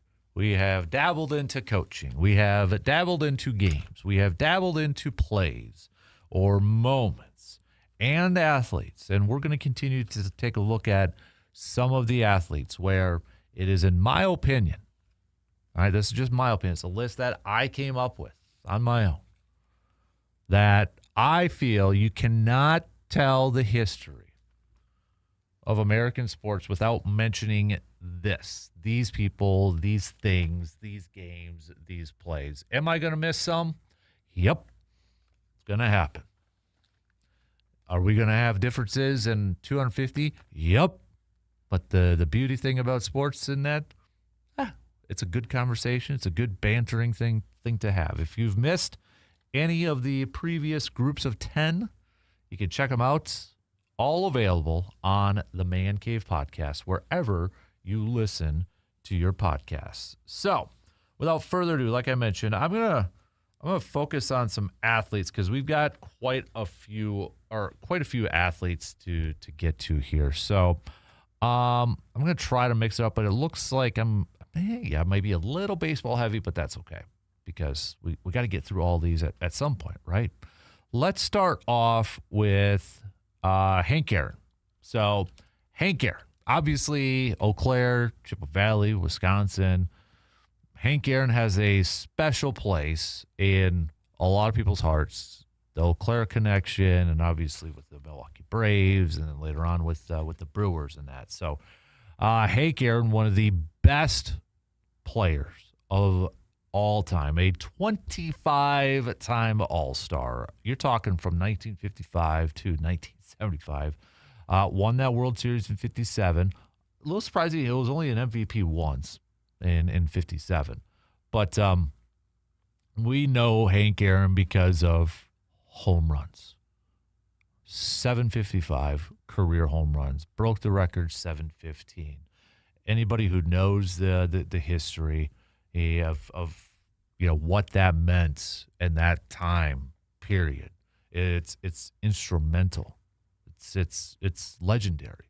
MLB records: 2,297 career runs batted in, 6,856 career total bases, 1,477 career extra base hits. For many still, the home run king. For many still, even my soon-to-be 9-year-old son will say that Hank Aaron is the real home run king because he was just saying this the other day at ball practice because Barry Bonds cheated.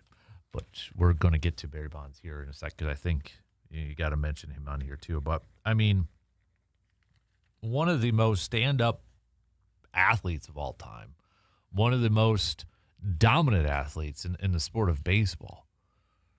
When you look at the history of baseball, you look at Hank Aaron and you look at the home runs. Obviously, that's where a lot of people are going to remember and will always remember Hank Aaron is because of the home runs.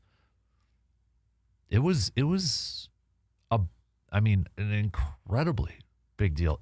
Sports Illustrated had a quote that summarized kind of the racism that Hank Aaron was, kind of forced it to endure.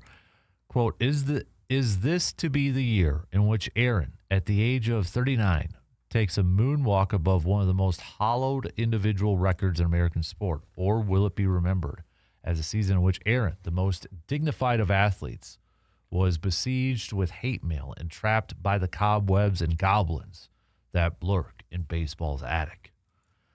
That's powerful, man. When you factor that all in to the home run chase, yeah.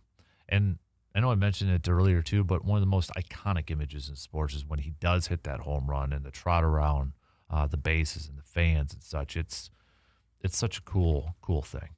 But Hank Aaron, got to put him on this list. And I mentioned it already, Barry Bonds.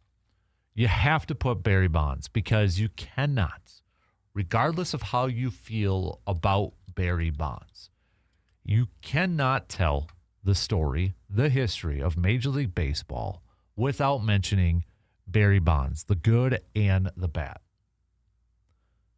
You just can't. 762 career home runs, 73 home runs in a single season. Right now, MLB records. Regardless of how you feel, those are records. But I also feel you have to incorporate his off the field or, the controversy surrounding Barry Bonds. You have to include that in his story. And it's such a big story, not only in baseball, but in sports history. So the home run balls, the career home runs, the single season home runs. Yeah. It's a big moment or a big part, but you can't also ignore the Balco scandal. You just can't. It's a part of sports history. So, regardless of how you view Barry Bonds, whether it's in a positive light or a negative light or you're neutral, we can just focus on the home runs or we could just focus on, the Balco scandal. You can't tell. This is a important moment in baseball history, but also in sports history.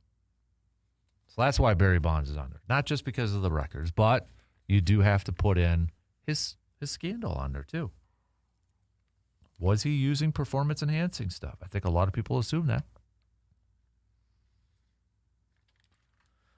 So Hank Aaron, Barry Bonds, just kind of going through. I'm going to try to mix it up so we maybe have a little bit of an even amount of athletes from different sports here. Let's go. Actually, I want to do two more baseball ones. I'm throwing Ken Griffey Jr. into this thing because I feel, and maybe I'm a little biased in this thing, but Ken Griffey Jr. For me, he was like the first superstar baseball player that I experienced as a young kid. And we want to talk about brands, icons, all that stuff. I mean, Ken Griffey Jr. was a brand. The signature sneakers, the swing logo, purest swing in baseball, best swing in baseball. I had a hat, I remember, that the logo was just Ken Griffey Jr.'s swing. Video games. I mean, this was the cool player to like as a kid growing up in the 90s. This was the guy. This was him. And this was the potential, maybe greatest baseball player of all time. Injuries derailed that. He is one of the biggest what-ifs in baseball history and sports history. What if he didn't get hurt? What if he didn't deal with those injuries, when he was with the Reds? What would some of his already awesome-looking numbers look like when it was all said and done? But, again, for me in the 90s, like, he was baseball. He was the cool guy. He was Joe Cool. He was the dude that almost every kid looked up to or said was their favorite baseball player growing up. And I still think if he didn't get hurt, if he didn't have to deal with those injuries, I do feel like Ken Griffey Jr. would be in the conversation as the best baseball player of all time. So I got to throw him in there. My next up, my other baseball player that I'm going to throw in here is actually I'm going to do two more because we've got to get through them eventually here. So let's do Willie Mays. Okay, got to throw in Willie Mays. You want to talk about players who are in the conversation as maybe the best who have ever done it? Willie Mays is right there. Whether you think it's Babe Ruth or you think it's Shohei or you think it's Willie, Willie is in that conversation. 24-time All-Star. This is like once in a while I'll throw this out there that I would like to hop in a DeLorean and go back in time and watch a certain era of sports. And I always said I would like to see like the 20 Yankees, was it the 27 Yankees, Murderers Row and such. I know some of you listening right now were around, but I wasn't. I'd like to see maybe some late 50s, early 60s baseball too, to see Willie Mays and Hank Aaron and those guys playing at the level that they were playing at. I think that would have been a lot of fun. But Willie Mays, I mean, you're talking about one of the best. The thing is like him and Ken Griffey Jr., I think they got so many comparisons when Griffey was out there playing. But Willie Mays, we mentioned him earlier with the catch, the over-shoulder catch and that. But this is a guy who is, like I said earlier, in the conversation as one of the best baseball players of all time. Just an all-around five-tool player.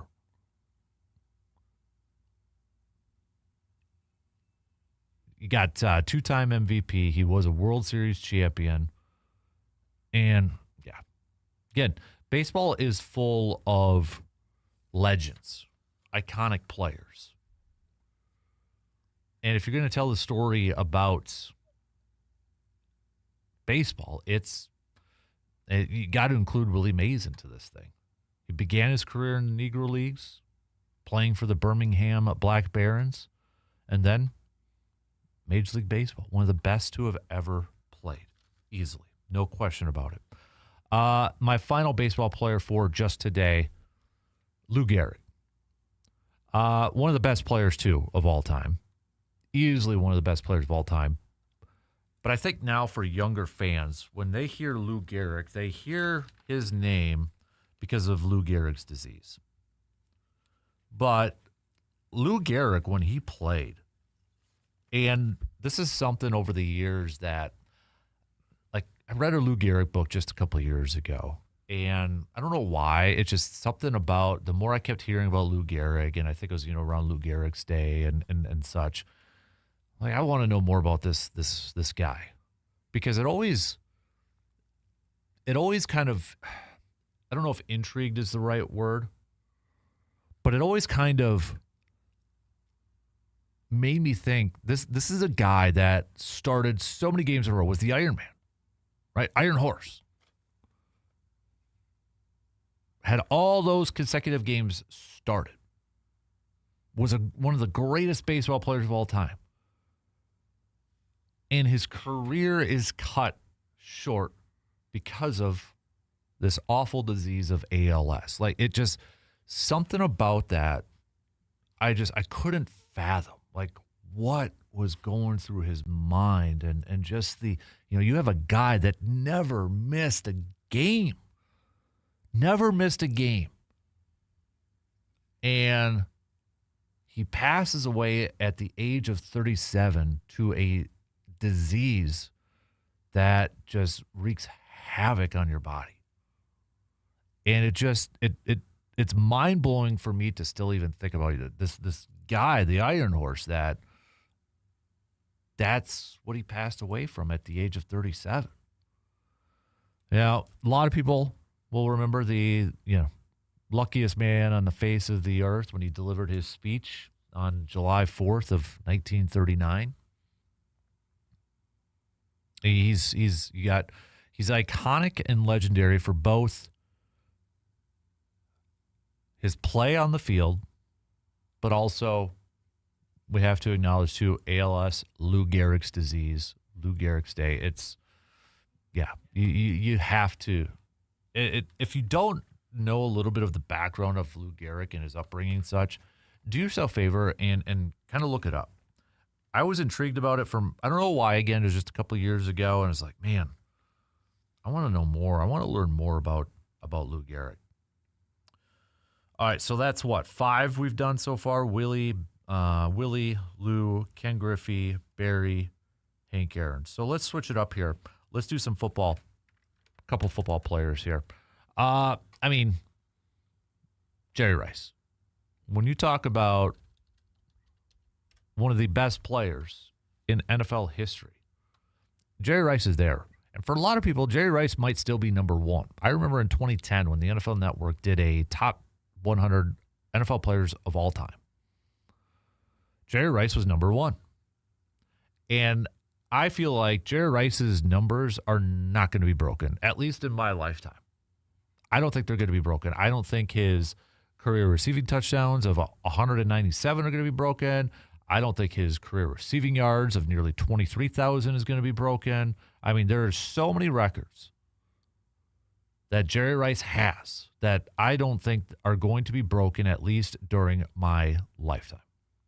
You're talking about a guy who, at the wide receiver position, played in the 80s, the 90s, and the early 2000s, a long career, 3-time champion, and wasn't the biggest receiver out there, wasn't the necessarily the speed guy out there. He was just an overall great wide receiver. And every receiver, and hey, I know I'm actually, was it, yeah. Okay, yeah. Sporting News listed him as second best behind Jim Brown. NFL Films had him number one. Okay, I caught a glimpse of that. But what I was going to say is I'm a big Don Hutson guy. But every receiver is going to be compared to Jerry. Every receiver is going to be looking up to Jerry Rice. Don Hutson is one of the most underrated best players of all time. But I also have to throw in there that, Jerry Rice is the receiver, is the wide receiver that everybody looks up to. Everybody, every wide receiver will be looking up to. And the fact that he wasn't the biggest, wasn't like a 6'5", 6'6" Megatron, wasn't, a super freak like Randy Moss in terms of like catches and such, wasn't the speed guy that's going to run a 4.2, 4.3 40. Just overall was just dang good. Did it help playing with Joe Montana and Steve Young? Sure. But it also helped Joe Montana and Steve Young that Jerry Rice was their flipping wide receiver. So next up, Jim Brown. If it's not Jerry Rice, Jim Brown, for a lot of people out there, is the best NFL player of all time, or Tom Brady. Before Tom Brady really was Tom Brady, it was probably between Montana, Jim Brown, and Jerry Rice. But Jim Brown, what he did in the late 50s, early 60s, early to mid 60s in the NFL, just this a mountain of a running back. He ended up finishing his career with over 12,000 rushing yards, over 106 rushing touchdowns. He had an average of 5.2 yards per carry. And this is a running back, too, that didn't play 10 years. He played from 1957 to 1965. In fact, he won MVP in his final year, all with the Browns. Holds the record for career rushing yards average per game, 104.3. A physical, a big running back in the day. Think about it, too. In the era that he played, those defensive lines are not what they are today. And I'm sure that's where some people are going to knock him because, the defenders aren't as big as they are today. But you got to compare them to the eras that they played in. And Jim Brown, to me, is easily a top 5 NFL player of all time. So that's 7. Let's do 3 NBA players to wrap it up here. Haven't mentioned them yet, so we got to throw them in there. LeBron James. Can't tell the history of sports without LeBron James. For sure can't tell the history of basketball without LeBron James. Whether you think he is the best player of all time, this is a guy that I remember watching his high school games on ESPN when I was in high school.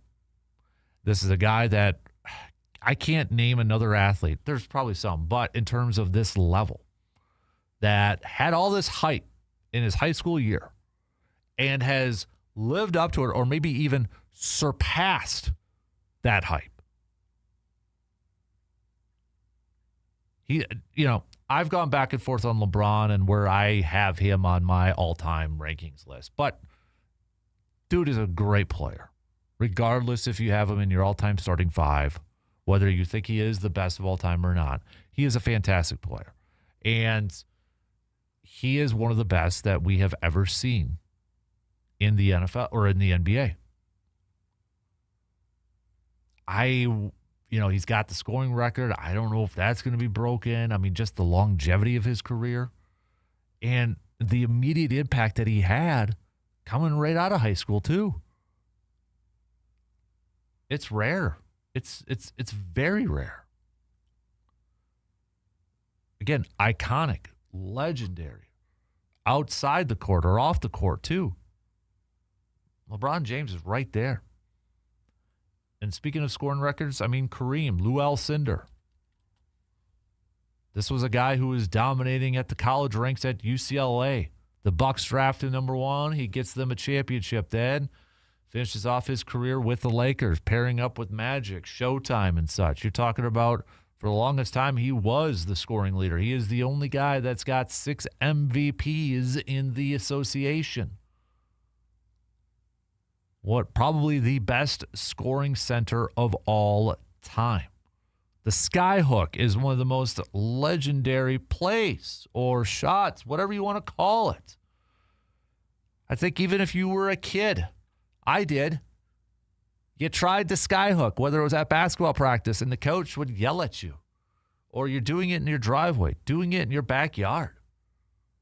Kareem and Lou Alcindor.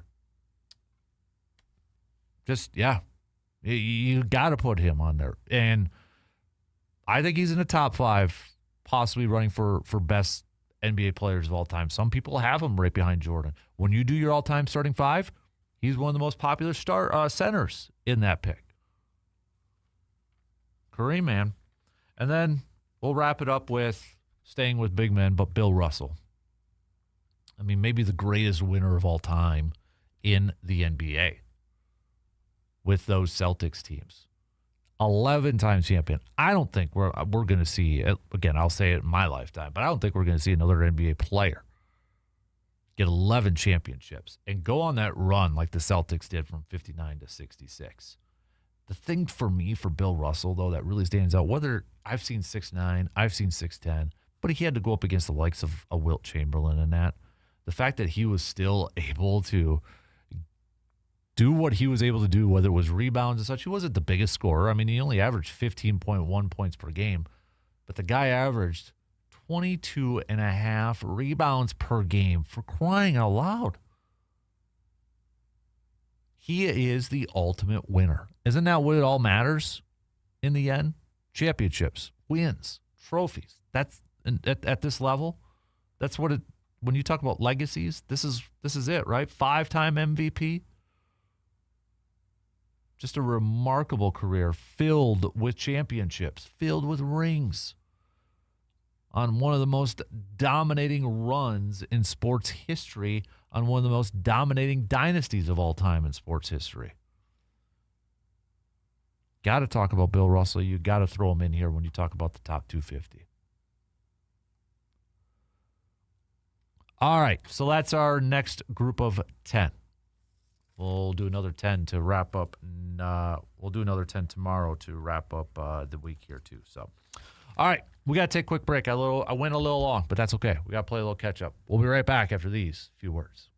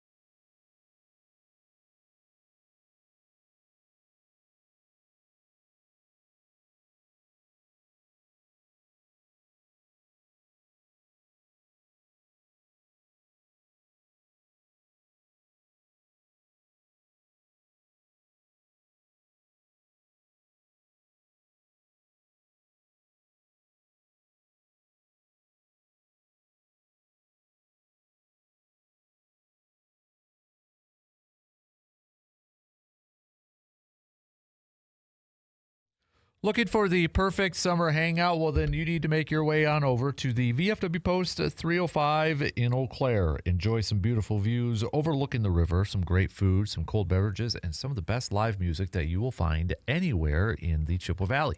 Whether you are meeting some friends after work or spending a summer evening outdoors, VFW Post 305 is the place to be. Great views, great music, great times. That's the VFW Post 305 in Eau Claire. Again, for a couple of you saying, I didn't mention this person, I didn't mention that person, it's a 250 countdown. We only do 10 per day. For some of the names that you guys are texting over, I've already mentioned. Some, yes, they are. All right? This isn't the only day, and it's not just a top 10 of ranking. They're coming, or they've already been thrown out there. So if you want to listen to all of them that have been out there, they're on the podcast, the Man Cave podcast. So just reminding you all again, they've either been said or they're going to be said. Believe me, for some of these. So can't do 250 in one day. Otherwise, I don't even know if we could get through all of them in one day of 4 hours. But I do have to play catch up. I'm going to have to take another break before the top of the hour, but just to kind of reset everything. Send me your Mike's Star Markets, Am I Wrong? You can also, we did a little 3 up and 3 down. Give me 3 sports-related items where you'd say maybe their stock is up, and maybe 3 sports-related items where their stock is down for our Thursday morning 3 up, 3 down.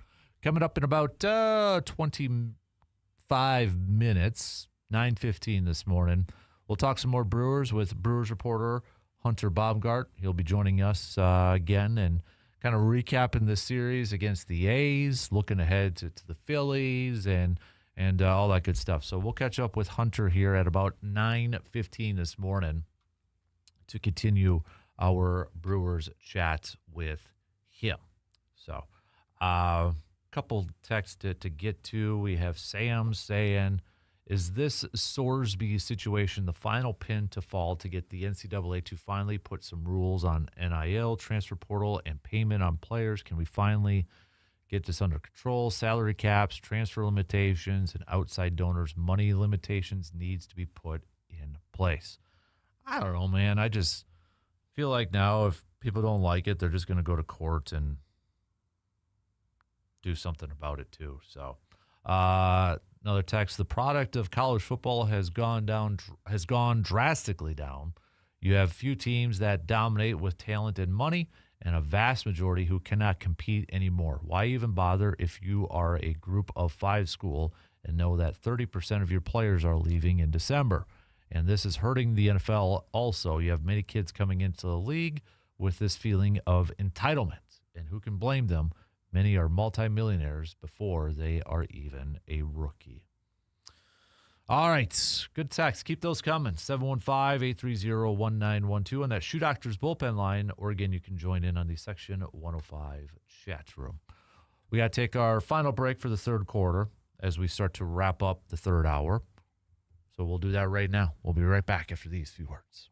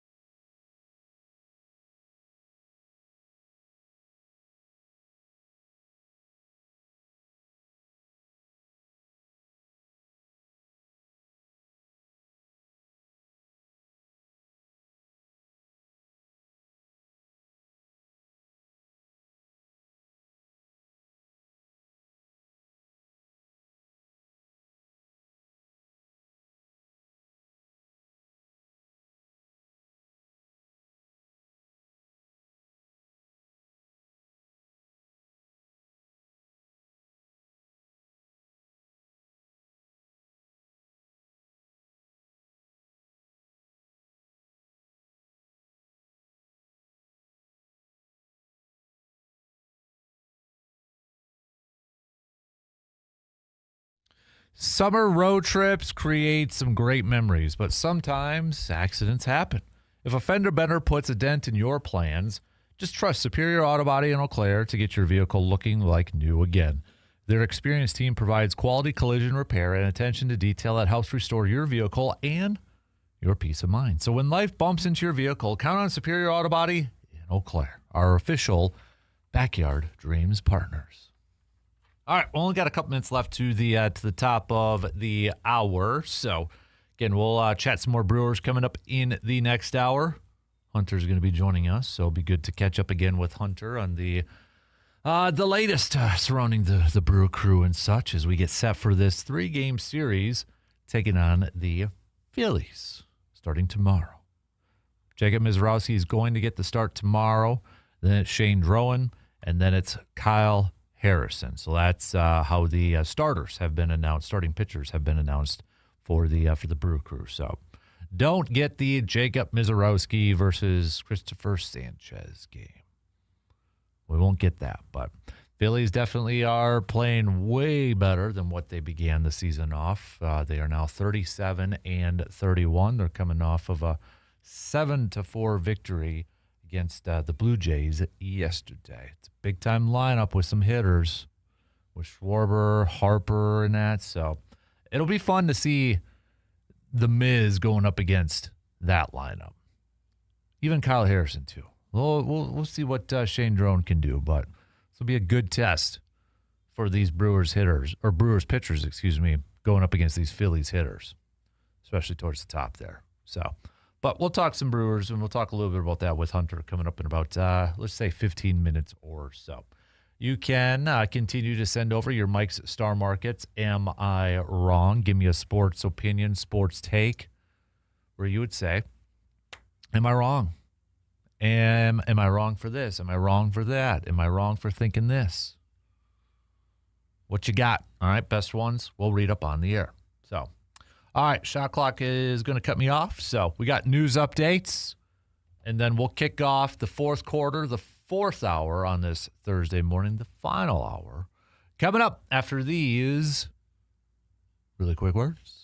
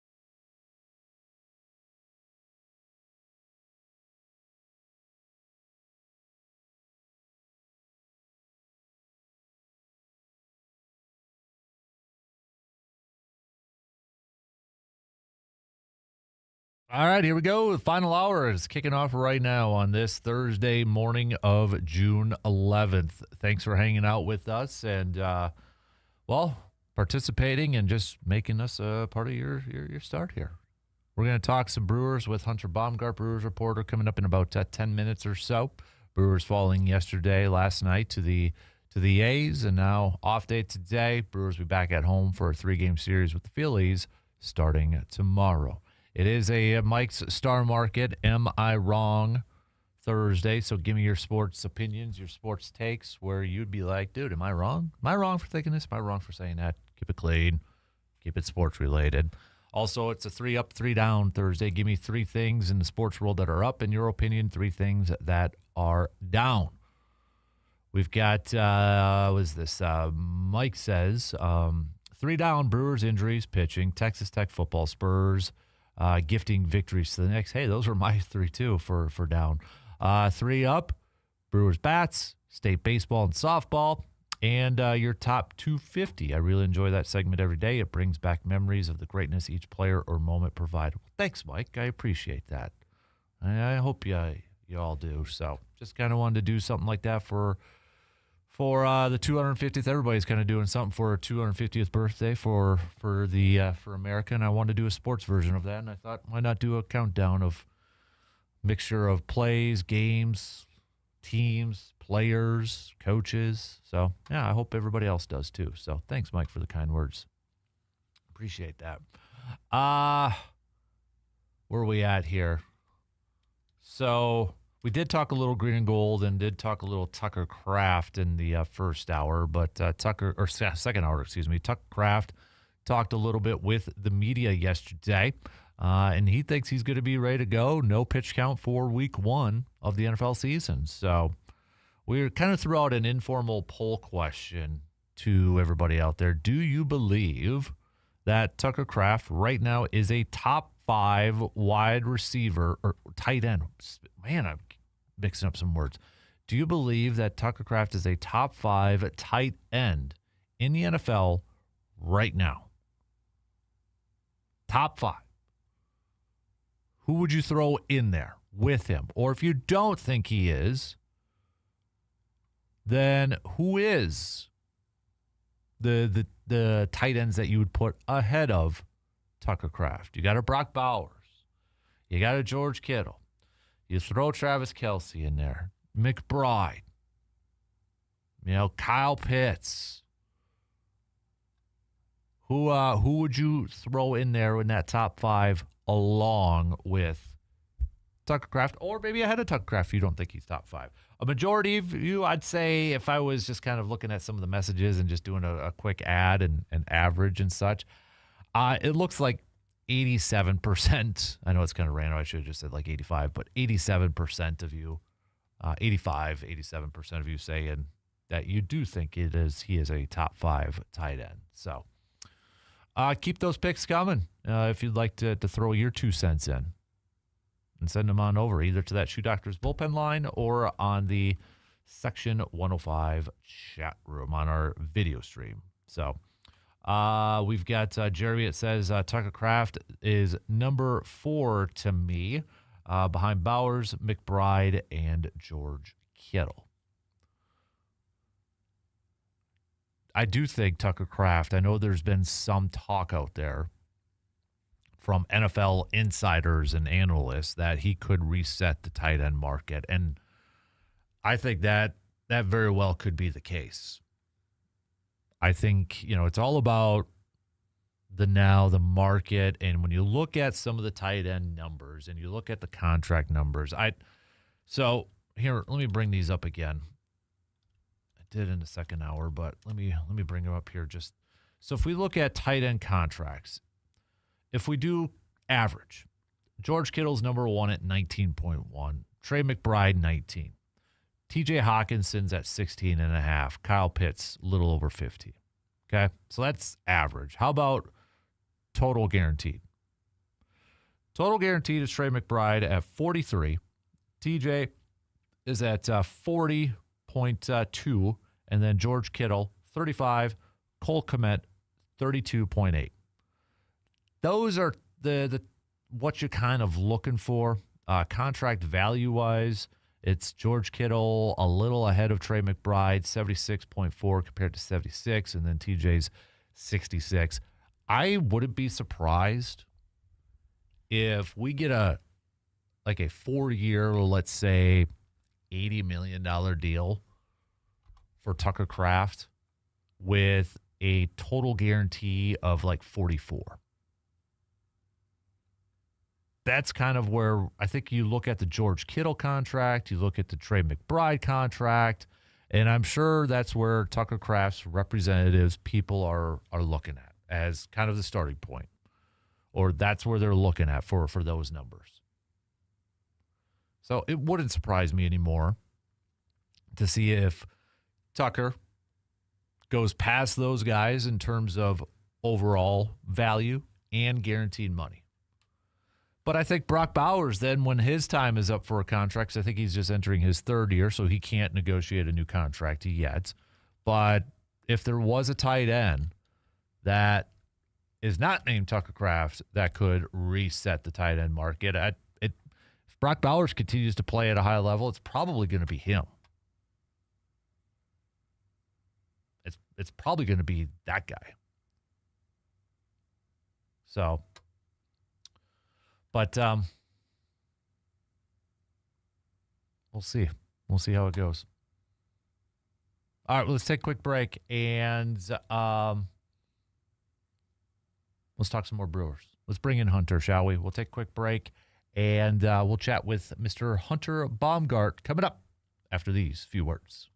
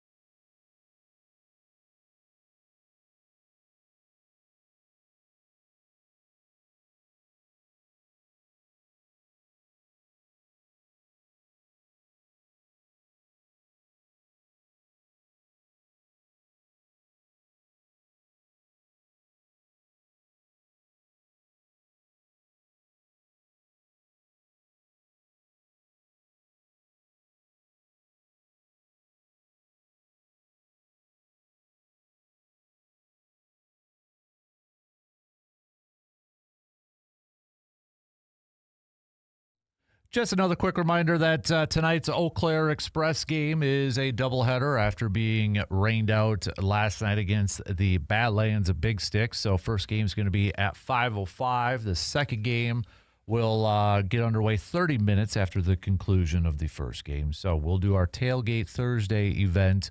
I will be over there at Carson Park in the parking lot at about a little bit before 4, right around 4 o'clock before first pitch at 5:05. So if you want to stop by, grab some swag, or just kind of hang out and such, we'll have the Mobile Man Cave out towards the front there at about 4 o'clock today. But if you do have a game tickets for today's game, it sounds like it's going to be good for both games. So there you go. One ticket for 2 games. Can't ask for a better day than that. Just weather, please hold off so we can get these games in for tonight. Staying with baseball, we've got Brewers off day today for them as they return home to begin a 3-game series against the Phillies. They did fall last night to the A's to drop that series, one game, winning just one game that first game. But to break it all down, to talk the latest in Brewers is our guy, Mr. Hunter Baumgart. Hunter, how you doing, man? I'm doing great. Good to be on with you again, Dan. Man, we appreciate you taking some time here and such. And just kind of looking back, Hunter, I guess, on this series against the A's, I think it's clearly evident that ball likes to travel out of that ballpark and that. I mean, what do we take away, or what do you take away from a series loss to the A's, and how much do you factor in that ballpark and maybe just not fitting, the style that the Brewers play, I guess?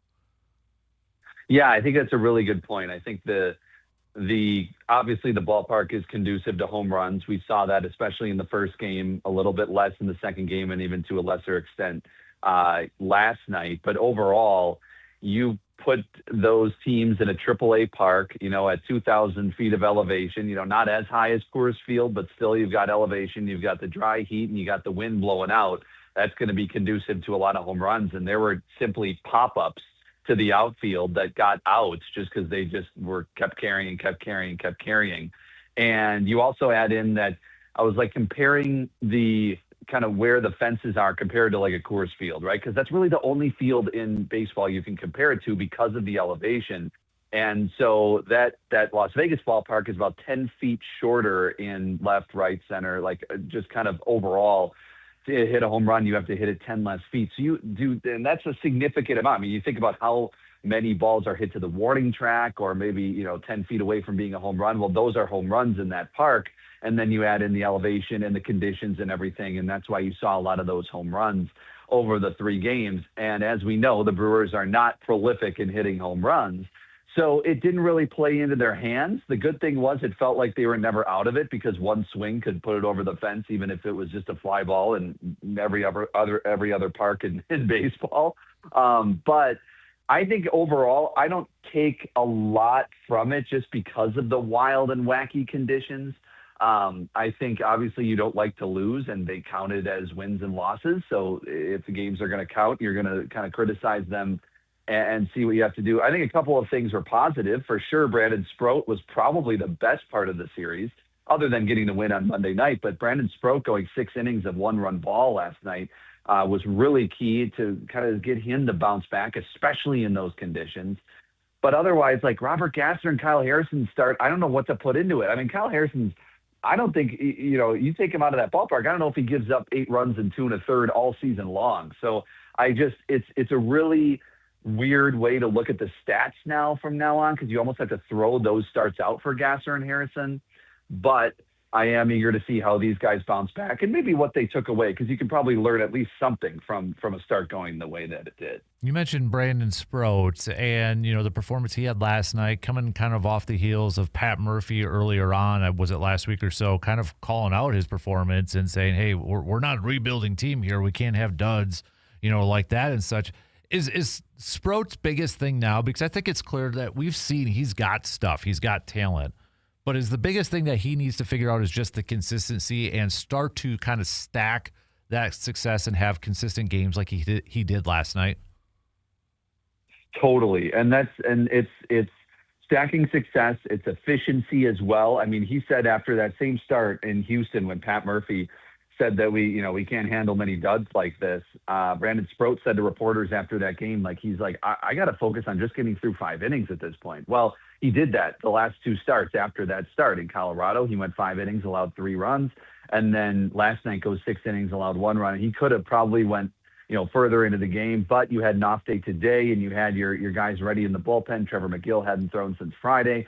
So, like, you had your guys ready in the bullpen if need be, and so that's the decision you made. And, of course, he gave up a home run, Sproat did, in the 6th inning. So I don't totally disagree with taking him out at that point. You kind of got as much as you probably wanted to get out of him. But I think it's huge. He hadn't completed 6 innings since mid-April. This was probably his, I would think, second-best start in a Brewers uniform. He went 6 2/3 of 1-run ball against Toronto in April. I would say that probably was his best, but this was probably one of his more, it might have been even the more efficient outing last night because of the pitch count staying low throughout the night, not many 3-ball counts, not many walks. I think that is so key because in order to get through 5 innings, you've got to be efficient. You've got to not walk guys. You got to not put runners on base. So maybe we're starting to see a little bit of a turn since those comments in Houston of, okay, things might be starting to turn a little bit. He 5 innings of 3 runs against Colorado, 6 innings of 1 run against the A's. I know it's Colorado. I know it's against the A's, but you take into account the ballparks in which he was in, and I think you kind of say, oh, maybe that's even more impressive than it looks just when you look at the opponents that he was facing. So the Brewers need him right now with the pitching staff injuries that they have. Sproat is a key part of this thing, and when he's, as Pat Murphy has said, like when he's on, he's really good. He just has to find a way to be consistently on, and it feels like maybe he's turning a little bit of a corner. We'll see next time out. I got to ask you, Hunter, and I know you noticed it or you mentioned it on your Twitter account last night, but Andrew Vaughn did get a rep in at third base last night, and the way he's hitting and the way Jake Bauers is hitting, I don't know if you've been asked this or if it's something that you thought is, and I know he did a couple times in the White Sox era when he was with there, but are we going to see another Travis Shaw thing where they might try to have Andrew Vaughn at third base just to keep all those bats in that lineup, or do you think that's not realistic at this point? Well, that's a great question. Honestly, it's kind of on my list to ask Pat Murphy tomorrow because I'm kind of curious now, and I like, it's kind of been in the back of my mind throughout the last, month or so since he came back and has been hitting. I mean, the guy's hitting 370 this season. I mean, it's hard to keep any type of bat out of that lineup. But I know his at-bats, aren't the same as maybe how many other guys like a Contreras have or whatnot. He's got 92 at-bats, and a guy like, Terang's got 236. So I get it. That's different. But to still be hitting 370 after 29 games this season is pretty good. And, he's got a couple of homers. His walk to strikeout isn't too bad. 7 walks, 10 strikeouts. His on base is 426, and that OPS sitting at 980. It's hard to keep that guy out of the lineup. However, it's hard to get everybody in the lineup. It's become a Mitchell Vaughn platoon. And you're like, well, those guys don't play the same position. Well, if you think about it, if you want Vaughn in the lineup at first base, which is really to this point, that was the only position he was able to play until last night. Okay, well then you put Bauers because you don't want to take Bauers out because he's been one of your hottest hitters, if not your best throughout the season so far. So you put him in the outfield. Okay, Churiel goes to center, Sal in right, you take out Mitchell. If you want Mitchell in the game, Mitchell's in center, Churiel's in left, Sal's in right, and then you put Bauers at first. And then if Yelich is doing, if he's the DH, then Vaughn's out of the lineup. So it's been Vaughn or Mitchell, depending on if they're facing a lefty or righty. They faced a righty in Jack Perkins last night. Now he has reverse splits, so the righties were actually hitting 294 against him. So I think that probably went into the calculus of putting Vaughn out there, and you just want Vaughn in the lineup. So I do wonder if because of what we've seen from Vaughn, like, do you consider it? Because, boy, offensively, I mean, what are maybe the biggest complaints from fans and just watching the games this year has been the left side of the infield. And how do you solve the left side of the infield? Well, if he can play admirable defense, if he can play the same kind of defense Luis Rengifo can, and that line, that batting average of 370 compared to what Luis Rengifo is doing right now, sitting at 204. I mean, that just opens up a world of possibilities. So I may ask Pat Murphy tomorrow. I may ask to see if maybe they asked last night or if anybody else has any insight on that at this point, because, before each game, the Brewers do, like, Vaughn takes reps at third. Vaughn even sometimes takes reps at shortstop or second base, and Joey's taking reps at first. Like, they just mix it up because you never know if you're in a situation like last night where Terang's at short and Renifo's at second and Vaughn's at third. Like, you never know if you're going to be in that scenario. So that's why they do that pregame. And I've always kind of in the back of my mind went, man, this offense would look really good if Vaughn could play third base. So I think it's something to watch. I don't know if it's imminent, but I think it's something to watch. We're talking with Hunter Baumgart, Brewers reporter for Fox Sports Radio Wisconsin, Fox Sports 920, also the host of the baseball pregame show and Milwaukee Baseball Tonight. I got to ask you about the Brewers locking up another young player in the minor league system with Lara. Were you surprised to hear about that? And whose job essentially do you think is in trouble with him signing a long-term deal? Is it Mitchell? Is it Frelick? Is it nobody at this point? Yeah, it's two good questions. I was a little surprised. If you would have said, Hunter, coming into this season, who are they going to lock up in their minor leagues? I probably would have said Jesus Madej. But then, you think about him more, and he probably is asking for a little more money. I mean, he's the top prospect in baseball, so I got to think that he's, maybe waiting back a little more. Cooper Pratt and Luis Lara, obviously two guys who are ranked highly in the Brewers system, but not as high as a Jesus Madej when you look at the overall rankings in baseball. So it makes sense for the organization, and it makes sense for these two guys to be locked up. I didn't necessarily see them doing two in a couple of months, but wow, they seem to be doing this trend and kind of setting this trend of locking guys up before they get to the major league level.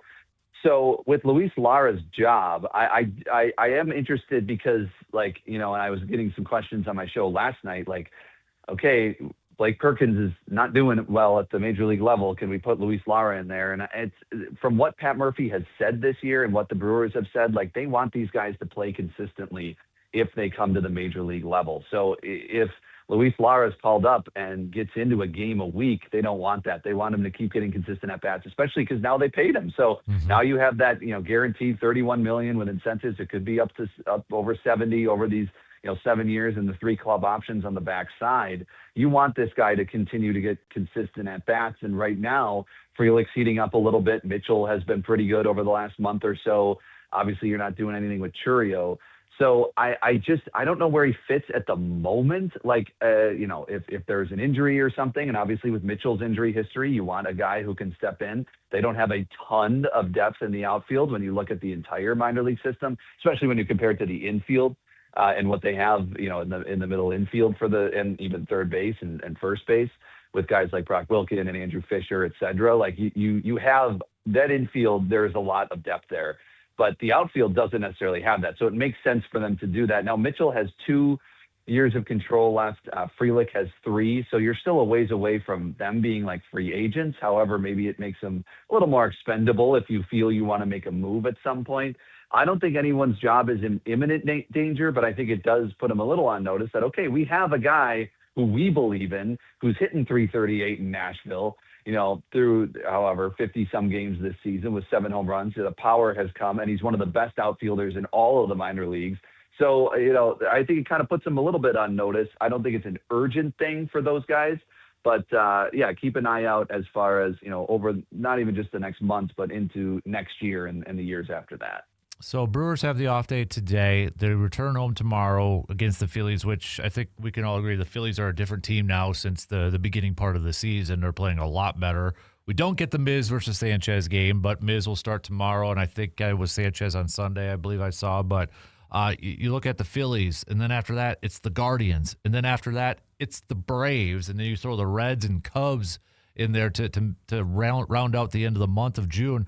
How big, I know it's just middle of June here, Hunter, but how big is this stretch of games here for the Brewers to close out the month of June when you know those are the opponents you've got? Yeah, you've got some really good teams. You got some teams that are playing well, some teams that are leading their division. Obviously, Atlanta's been the best in ball so far. Like you mentioned, the Phillies have got that Don Mattingly magic going ever since he took over as the interim manager. And then, of course, the Cubs, and then the Reds, couple of division foes. it's kind of like what we thought when they went into that stretch in May of Yankees, Padres, you had the Twins in there, but then you had the Cubs, Dodgers, and Cardinals, and they ran the table through that. And absolutely, and that's why they are where they are right now. And so I think, honestly, I don't put it past them to have a lot of success against these teams again. I mean, they seem to play well against no matter who it is. I think the pitching is going to keep them in the game. Like you mentioned, Miz goes tomorrow night, and then Kyle Harrison will face Sanchez on Sunday. Shane Drowan, who's been good, will start coming up Saturday night as well. So I like my chances with those three on the mound this weekend, two of which you got back in the Caleb Durbin trade, which is interesting to think about. But I think it's going to be a stretch where, sure, there's going to be times where maybe they lose a series here and there, although they really haven't done that. They've only lost 2 of their last 13 series, so it's not like they've been losing series very often, even against some of those teams. I mean, a sweep the Yankees, to win a series against the Padres, sweep the Cubs, sweep the Cardinals. I mean, you're talking about quite a stretch they had in May, and I think all of that built confidence for where they are headed here in June. I think that stretch can say, okay, we did it against those teams. We can do it against these teams. And even a team like Atlanta or even a team like Cleveland, who are some of the best in their divisions. Like, I think that is going to, you can take confidence from that and hopefully ride it into June and continue to have your winning ways. Because look, the Brewers have been really, since April 26th, they've been the best record in baseball with 28-12. And I believe the Phillies actually have the second best record in baseball since then. So it'll be 2 really hot teams. I know the Brewers just lost the series, but overall, be 2 hot teams coming into this weekend. So it should be a fun series. Last question for you before I let you go. And I know it's less than 2 months away, but it's a hot topic right now. How do you feel on the trade deadline talk? I know the popular name out there is Scooble and such, and was it, I think, Jeff Passan kind of making the case, do it like a CC Sabathia, type of thing. I mean, I have my doubts whether they're going to do anything, but where are you at on all this trade deadline chatter surrounding the Brewers? Yeah, I also have my doubts too, as far as some major move, giving up a significant amount of prospect capital for one of those guys like Tariq Skubal. Like, it just doesn't, it's not how they operate usually. However, if there is a year to do that, you just came off of your best regular season ever. You got to the NLCS. You won a playoff series for the first time since 2018. You're one of the best records in baseball yet again, and hopefully that continues over the next couple months as we head into the trade deadline. Like, boy, if there's a time to sacrifice a little future for the now, at some point, it's got to be tempting for Matt Arnold. As much as they want to have the bites at the apple, and I know that was a David Stearns thing, but it's how they kind of operate, right? Get into the postseason and see what happens, because it can be pretty random, and it's not like you get Scooble and automatically you're winning the World Series. But against that Dodgers lineup, it's not going to hurt to have a guy. It wouldn't hurt to have a guy like that. And we'll see who becomes available as we get more towards the trade deadline. It's tough because they're, with having the 6 playoff teams in each league, like, more teams are in it than ever at these points in the season, or think they are, even come July 1st. So you don't really get a good idea of who's going to be on the trading block until, mid-July, early to mid-July. So I think names other than Scooble will start to pop up here. And who knows, Detroit could be a lot better. He's going to come back, and who knows, maybe Detroit makes a run and does, as Scooble said. Like Scooble said, look, if we start winning games, then all that chatter goes away. So that could happen over the next month. So it's still, like you said, about 2 months away. But it just kind of, if there is going to be a year to do it, 3 straight division titles, going for your 4th, like, I just got to think that maybe there's a little more bug in the ear of Matt Arnold saying, you know what, maybe this is the one where we sacrifice a little bit to see if we can go on even a better run than you did last year. Hunter Baumgart, Brewers reporter for Fox Sports Radio 920, Wisconsin, host of the baseball pregame show and Milwaukee Baseball Tonight on Fox Sports 920. Dude, appreciate the time as always. Thank you for taking some time to talk with us up here and in the 715 and that. Have a fantastic rest of your week, dude, and hopefully we get another series win this weekend against the Phillies. Absolutely. No, that would be awesome. Appreciate you, Dan, and have a great rest of the day up there. You got it. There you go. There's Hunter. Good stuff as always from Hunter, and a big thanks to him for always taking the time and and chatting some Brewers with us here. So, all right, tell you what, we got to take a quick break. All right, we're going to take a quick break here, and we'll kind of recap, regroup as we start to wrap up things here in the last 20 minutes or so. We'll be right back after these few words.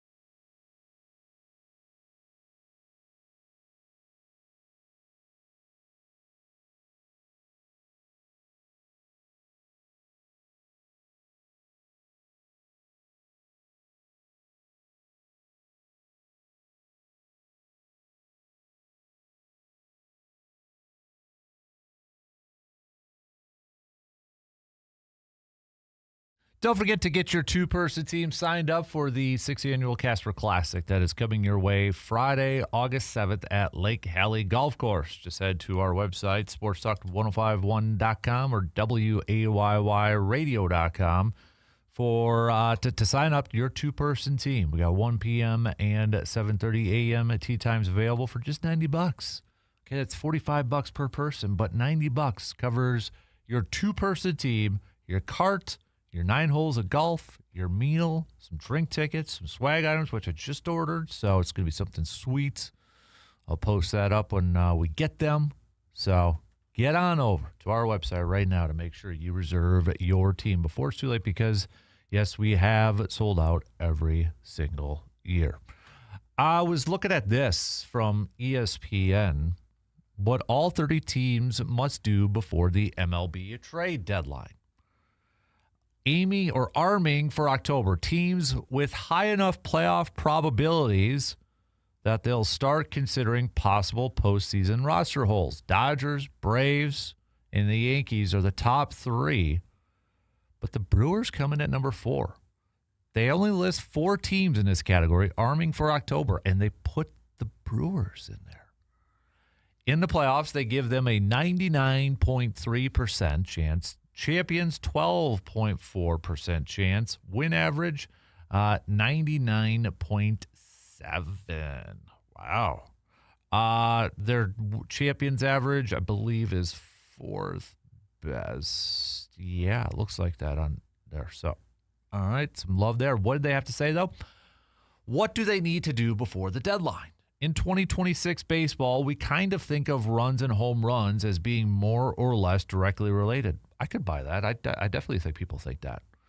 Milwaukee has turned that default position on its ear by simultaneously ranking in the top 5 in runs and the bottom 5 in homers all season. Flashback to last year's NL Championship Series, the hit 'em where they ain't Brewers were out-homered 6-1 by the Dodgers and scored exactly 1 run in each contest of LA's 4-game sweep. Can Brewer ball get a team to the World Series in a circuit with the Dodgers and Braves, clubs that happen to lead the National League in homers? Or should the Brewers use baseball's top farm system to target an elite middle-of-the-order threat? These are the questions to be answered by the Brewers over the next few weeks. Well, first of all, they're giving some love to the Brewers for 4th best odds to win the championship. That's interesting. The biggest question is who is that bat? Like, who would be that bat? You would think it would be somebody that maybe could play third base and such. I was trying to look up some names that potentially could be out there. I mean, Yordan Alvarez would be awesome. He's a DH left fielder, though. But, I mean, to bring his .316 average and 22 home runs, that would be awesome. But where does he fit in that lineup? You'd have to make some decisions. But would he be an upgrade over Bowers? Yes. No offense to Bowers. Would he be an upgrade over Vaughn? Yes. That would have to take a lot. Other than that, that's going to be the big question. Who's the bat? And we'll find out more. You know, we'll find out more names. More names are going to be rumored. The closer we get, the closer we get to the deadline, because then there's going to be those teams that maybe right now they don't view themselves as sellers, but they may be when we get closer to that trade deadline in beginning of August. It's a little bit later this year, or a little bit later now. Remember, in the last couple of years, they changed that. So, what's this? This is just another ranking here. C.J. Abrams from the Nationals. I don't know if they would, though. Byron Buxton, I don't see him going. I'm just looking. Jeremy Pena from the Astros, shortstop. Maybe. That would be like a rental. because he's a free agent after this year, but he's only got 3 home runs, though, too, and that's not really a whole lot of power. So I'm just going through it. This is what Bleacher Report had a list of players on here, so I'm just kind of looking at that. That'd be funny if Wilson Contreras was an option. Don't think that would be, but that definitely would be kind of funny to think about. Nobody's really kind of standing out, I guess, at this point for me. At least not from left side infield players. Not seeing a whole ton or a ton of them right now. That give you some pop. I mean, there's Isaac from Houston, Pajes, but I don't know. That's 9 home runs, but he's only a 242 average. All right. Well, anyways, we'll see how that plays out. We do have to take another break here before we start to wrap up things and before we get to our picks for this morning. So we'll do that. We'll take a quick break. We'll make some picks and then start to wrap things up here this morning. So let's do that. We'll be right back after these few words.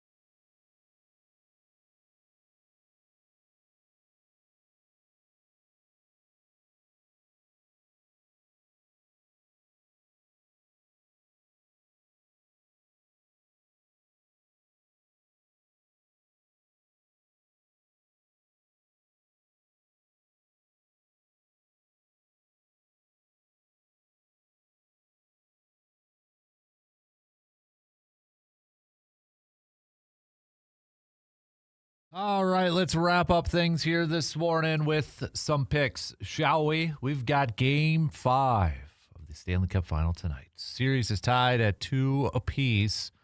You know what? I'm going to go Carolina picking up another win. I'm going to ride the Carolina train. So I think they win and get a 3-2. I still think this goes 7, though. I think Carolina wins tonight and then Vegas next time, and then we'll wait to see if we actually do get to a Game 7. But we've got just a few baseball games here today. Got some off days for teams that do include the likes of the Milwaukee Brewers. So we've got Diamondbacks taking on the Marlins. You know what? I'll go Miami tonight. Why not? Minnesota taking on the Tigers. I'm going to go with Detroit tonight, or today, this afternoon, I should say. St. Louis taking on the Mets. For the love of all that is out there, can the Mets get a win and just make it, push Cardinals just back down a half game? I don't know. It feels like there's a big difference between like 3.5 and 4. I don't know why it's not, but it just, I don't know. I'm going to go St. Louis, though. Rangers and the Royals. I will go with the Royals tonight. Cubs taking on the Rockies. Rockies won again last night. I'll go Cubs tonight. This afternoon. Dodgers, Pittsburgh. Let's go Dodgers. Seattle taking on Baltimore. I'll go Seattle. And then the Braves taking on the White Sox. Let's go Braves. So, all right, those are your picks for this Thursday. We also have, we got state softball going on. So it kicked off yesterday. We've got more games in action today, but from yesterday's games, it was Division I. We had Muskego defeating Marshfield 14-8. Appleton North defeating Stevens Point 10-3, and then Hamilton defeating West Allis Hale / Central. So so this morning it's going on right now. It is Sun Prairie East versus Union Grove. These are all Division Ones. So then we've got Muskego taking on Appleton North tonight in Division One. More teams in Division One down at state. So Division Two, it looks like we're going to get in action tomorrow. That includes my Medford. Division 3 also going to be in action tomorrow. Division 4, though, underway today. We've got Grantsburg taking on Johnson Creek. Mineral Point's going to be taking on Marathon. Division 5, Belmont versus Athens. Almond Bancroft versus Blair Taylor. So those are going to be in action today. We'll do a full-on local sports roundup brought to you by Carpet City Flooring Center when our guy Brandon Burke will be back with us tomorrow. Missed him last week covering some state track and field. So Brandon will be back with us tomorrow. So we'll talk about that. Also coming your way tomorrow, we got some Pump the Brakes Full Throttle brought to you by AJM Automotive, our cream of the crop. We'll preview Brewers versus Phillies in, a beginning stretch here of games against playoff teams. With Phillies, I think, are going to be a playoff team, or at least they're playing like it now. And then you got the Guardians, and then you throw in the Braves, perhaps baseball's best team right now at this point in time. But take it one game at a time. One game at a time. It's hard. I get it. I catch myself doing it quite a bit, looking too far ahead. But, yeah. World Cup, too, going on tonight. I should have done a World Cup pick. Let me bring up the World Cup schedule. We got to make some World Cup games here. We've got Mexico, South Africa. I'll go Mexico. And then South Korea. I'm going to go South Korea. So, yeah. Is that the only two games? Yeah, because then Team USA versus Paraguay is tomorrow night at 8 p.m. Canada. It's got the afternoon game tomorrow. So, yeah, we got to do some World Cup picks. Have to remember to incorporate those into our weekly picks. Since tomorrow is Friday, we'll be doing the program from the Casper Cave, brought to you by Tanglewood Greens in Menominee. So that's coming your way tomorrow, too. So we'll also catch up with, I believe we will be with Dr. Crow, Chippewa Valley Orthopedics and Sports Medicine. We'll talk to him about Tucker Kraft and some other injuries that are popping up in the sports world. So be good to catch up with Dr. Austin Crow again tomorrow for our Inside the Training Room, brought to you by Chippewa Valley Orthopedics and Sports Medicine. Final reminder that for tonight, for the Express game, there's two of them. We got a doubleheader. They're 2 7-inning games. So last night's game that was postponed, it'll be made up today as part of a 7-inning doubleheader. First game will be played at 5:05 with the second game to follow 30 minutes later. So we are moving up our tailgate Thursday. We'll be in the parking lot around 4 o'clock. So 4 o'clock, we'll have the Mobile Man Cave out there for our tailgate Thursday. Big thanks to our Mobile Man Cave partners. That is Toyson Ford, Hy-Vee, Carpet City Flooring Center, Service Master Chippewa Valley, Superior Auto Body, SC Swiderski, and VFW Post 305. Weather, don't rain this afternoon, early evening. Okay? Just saying, don't. Have a good rest of your day, though. All right? Let's do this again tomorrow to wrap up the week. Okay? 6 a.m. 6 a.m. to 10 a.m. We'll preview Brewers and Phillies and all that good stuff tomorrow. Stay dry if it does rain, but don't rain. And then maybe we'll see you at the ballpark tonight for the Express game. Talk to you later.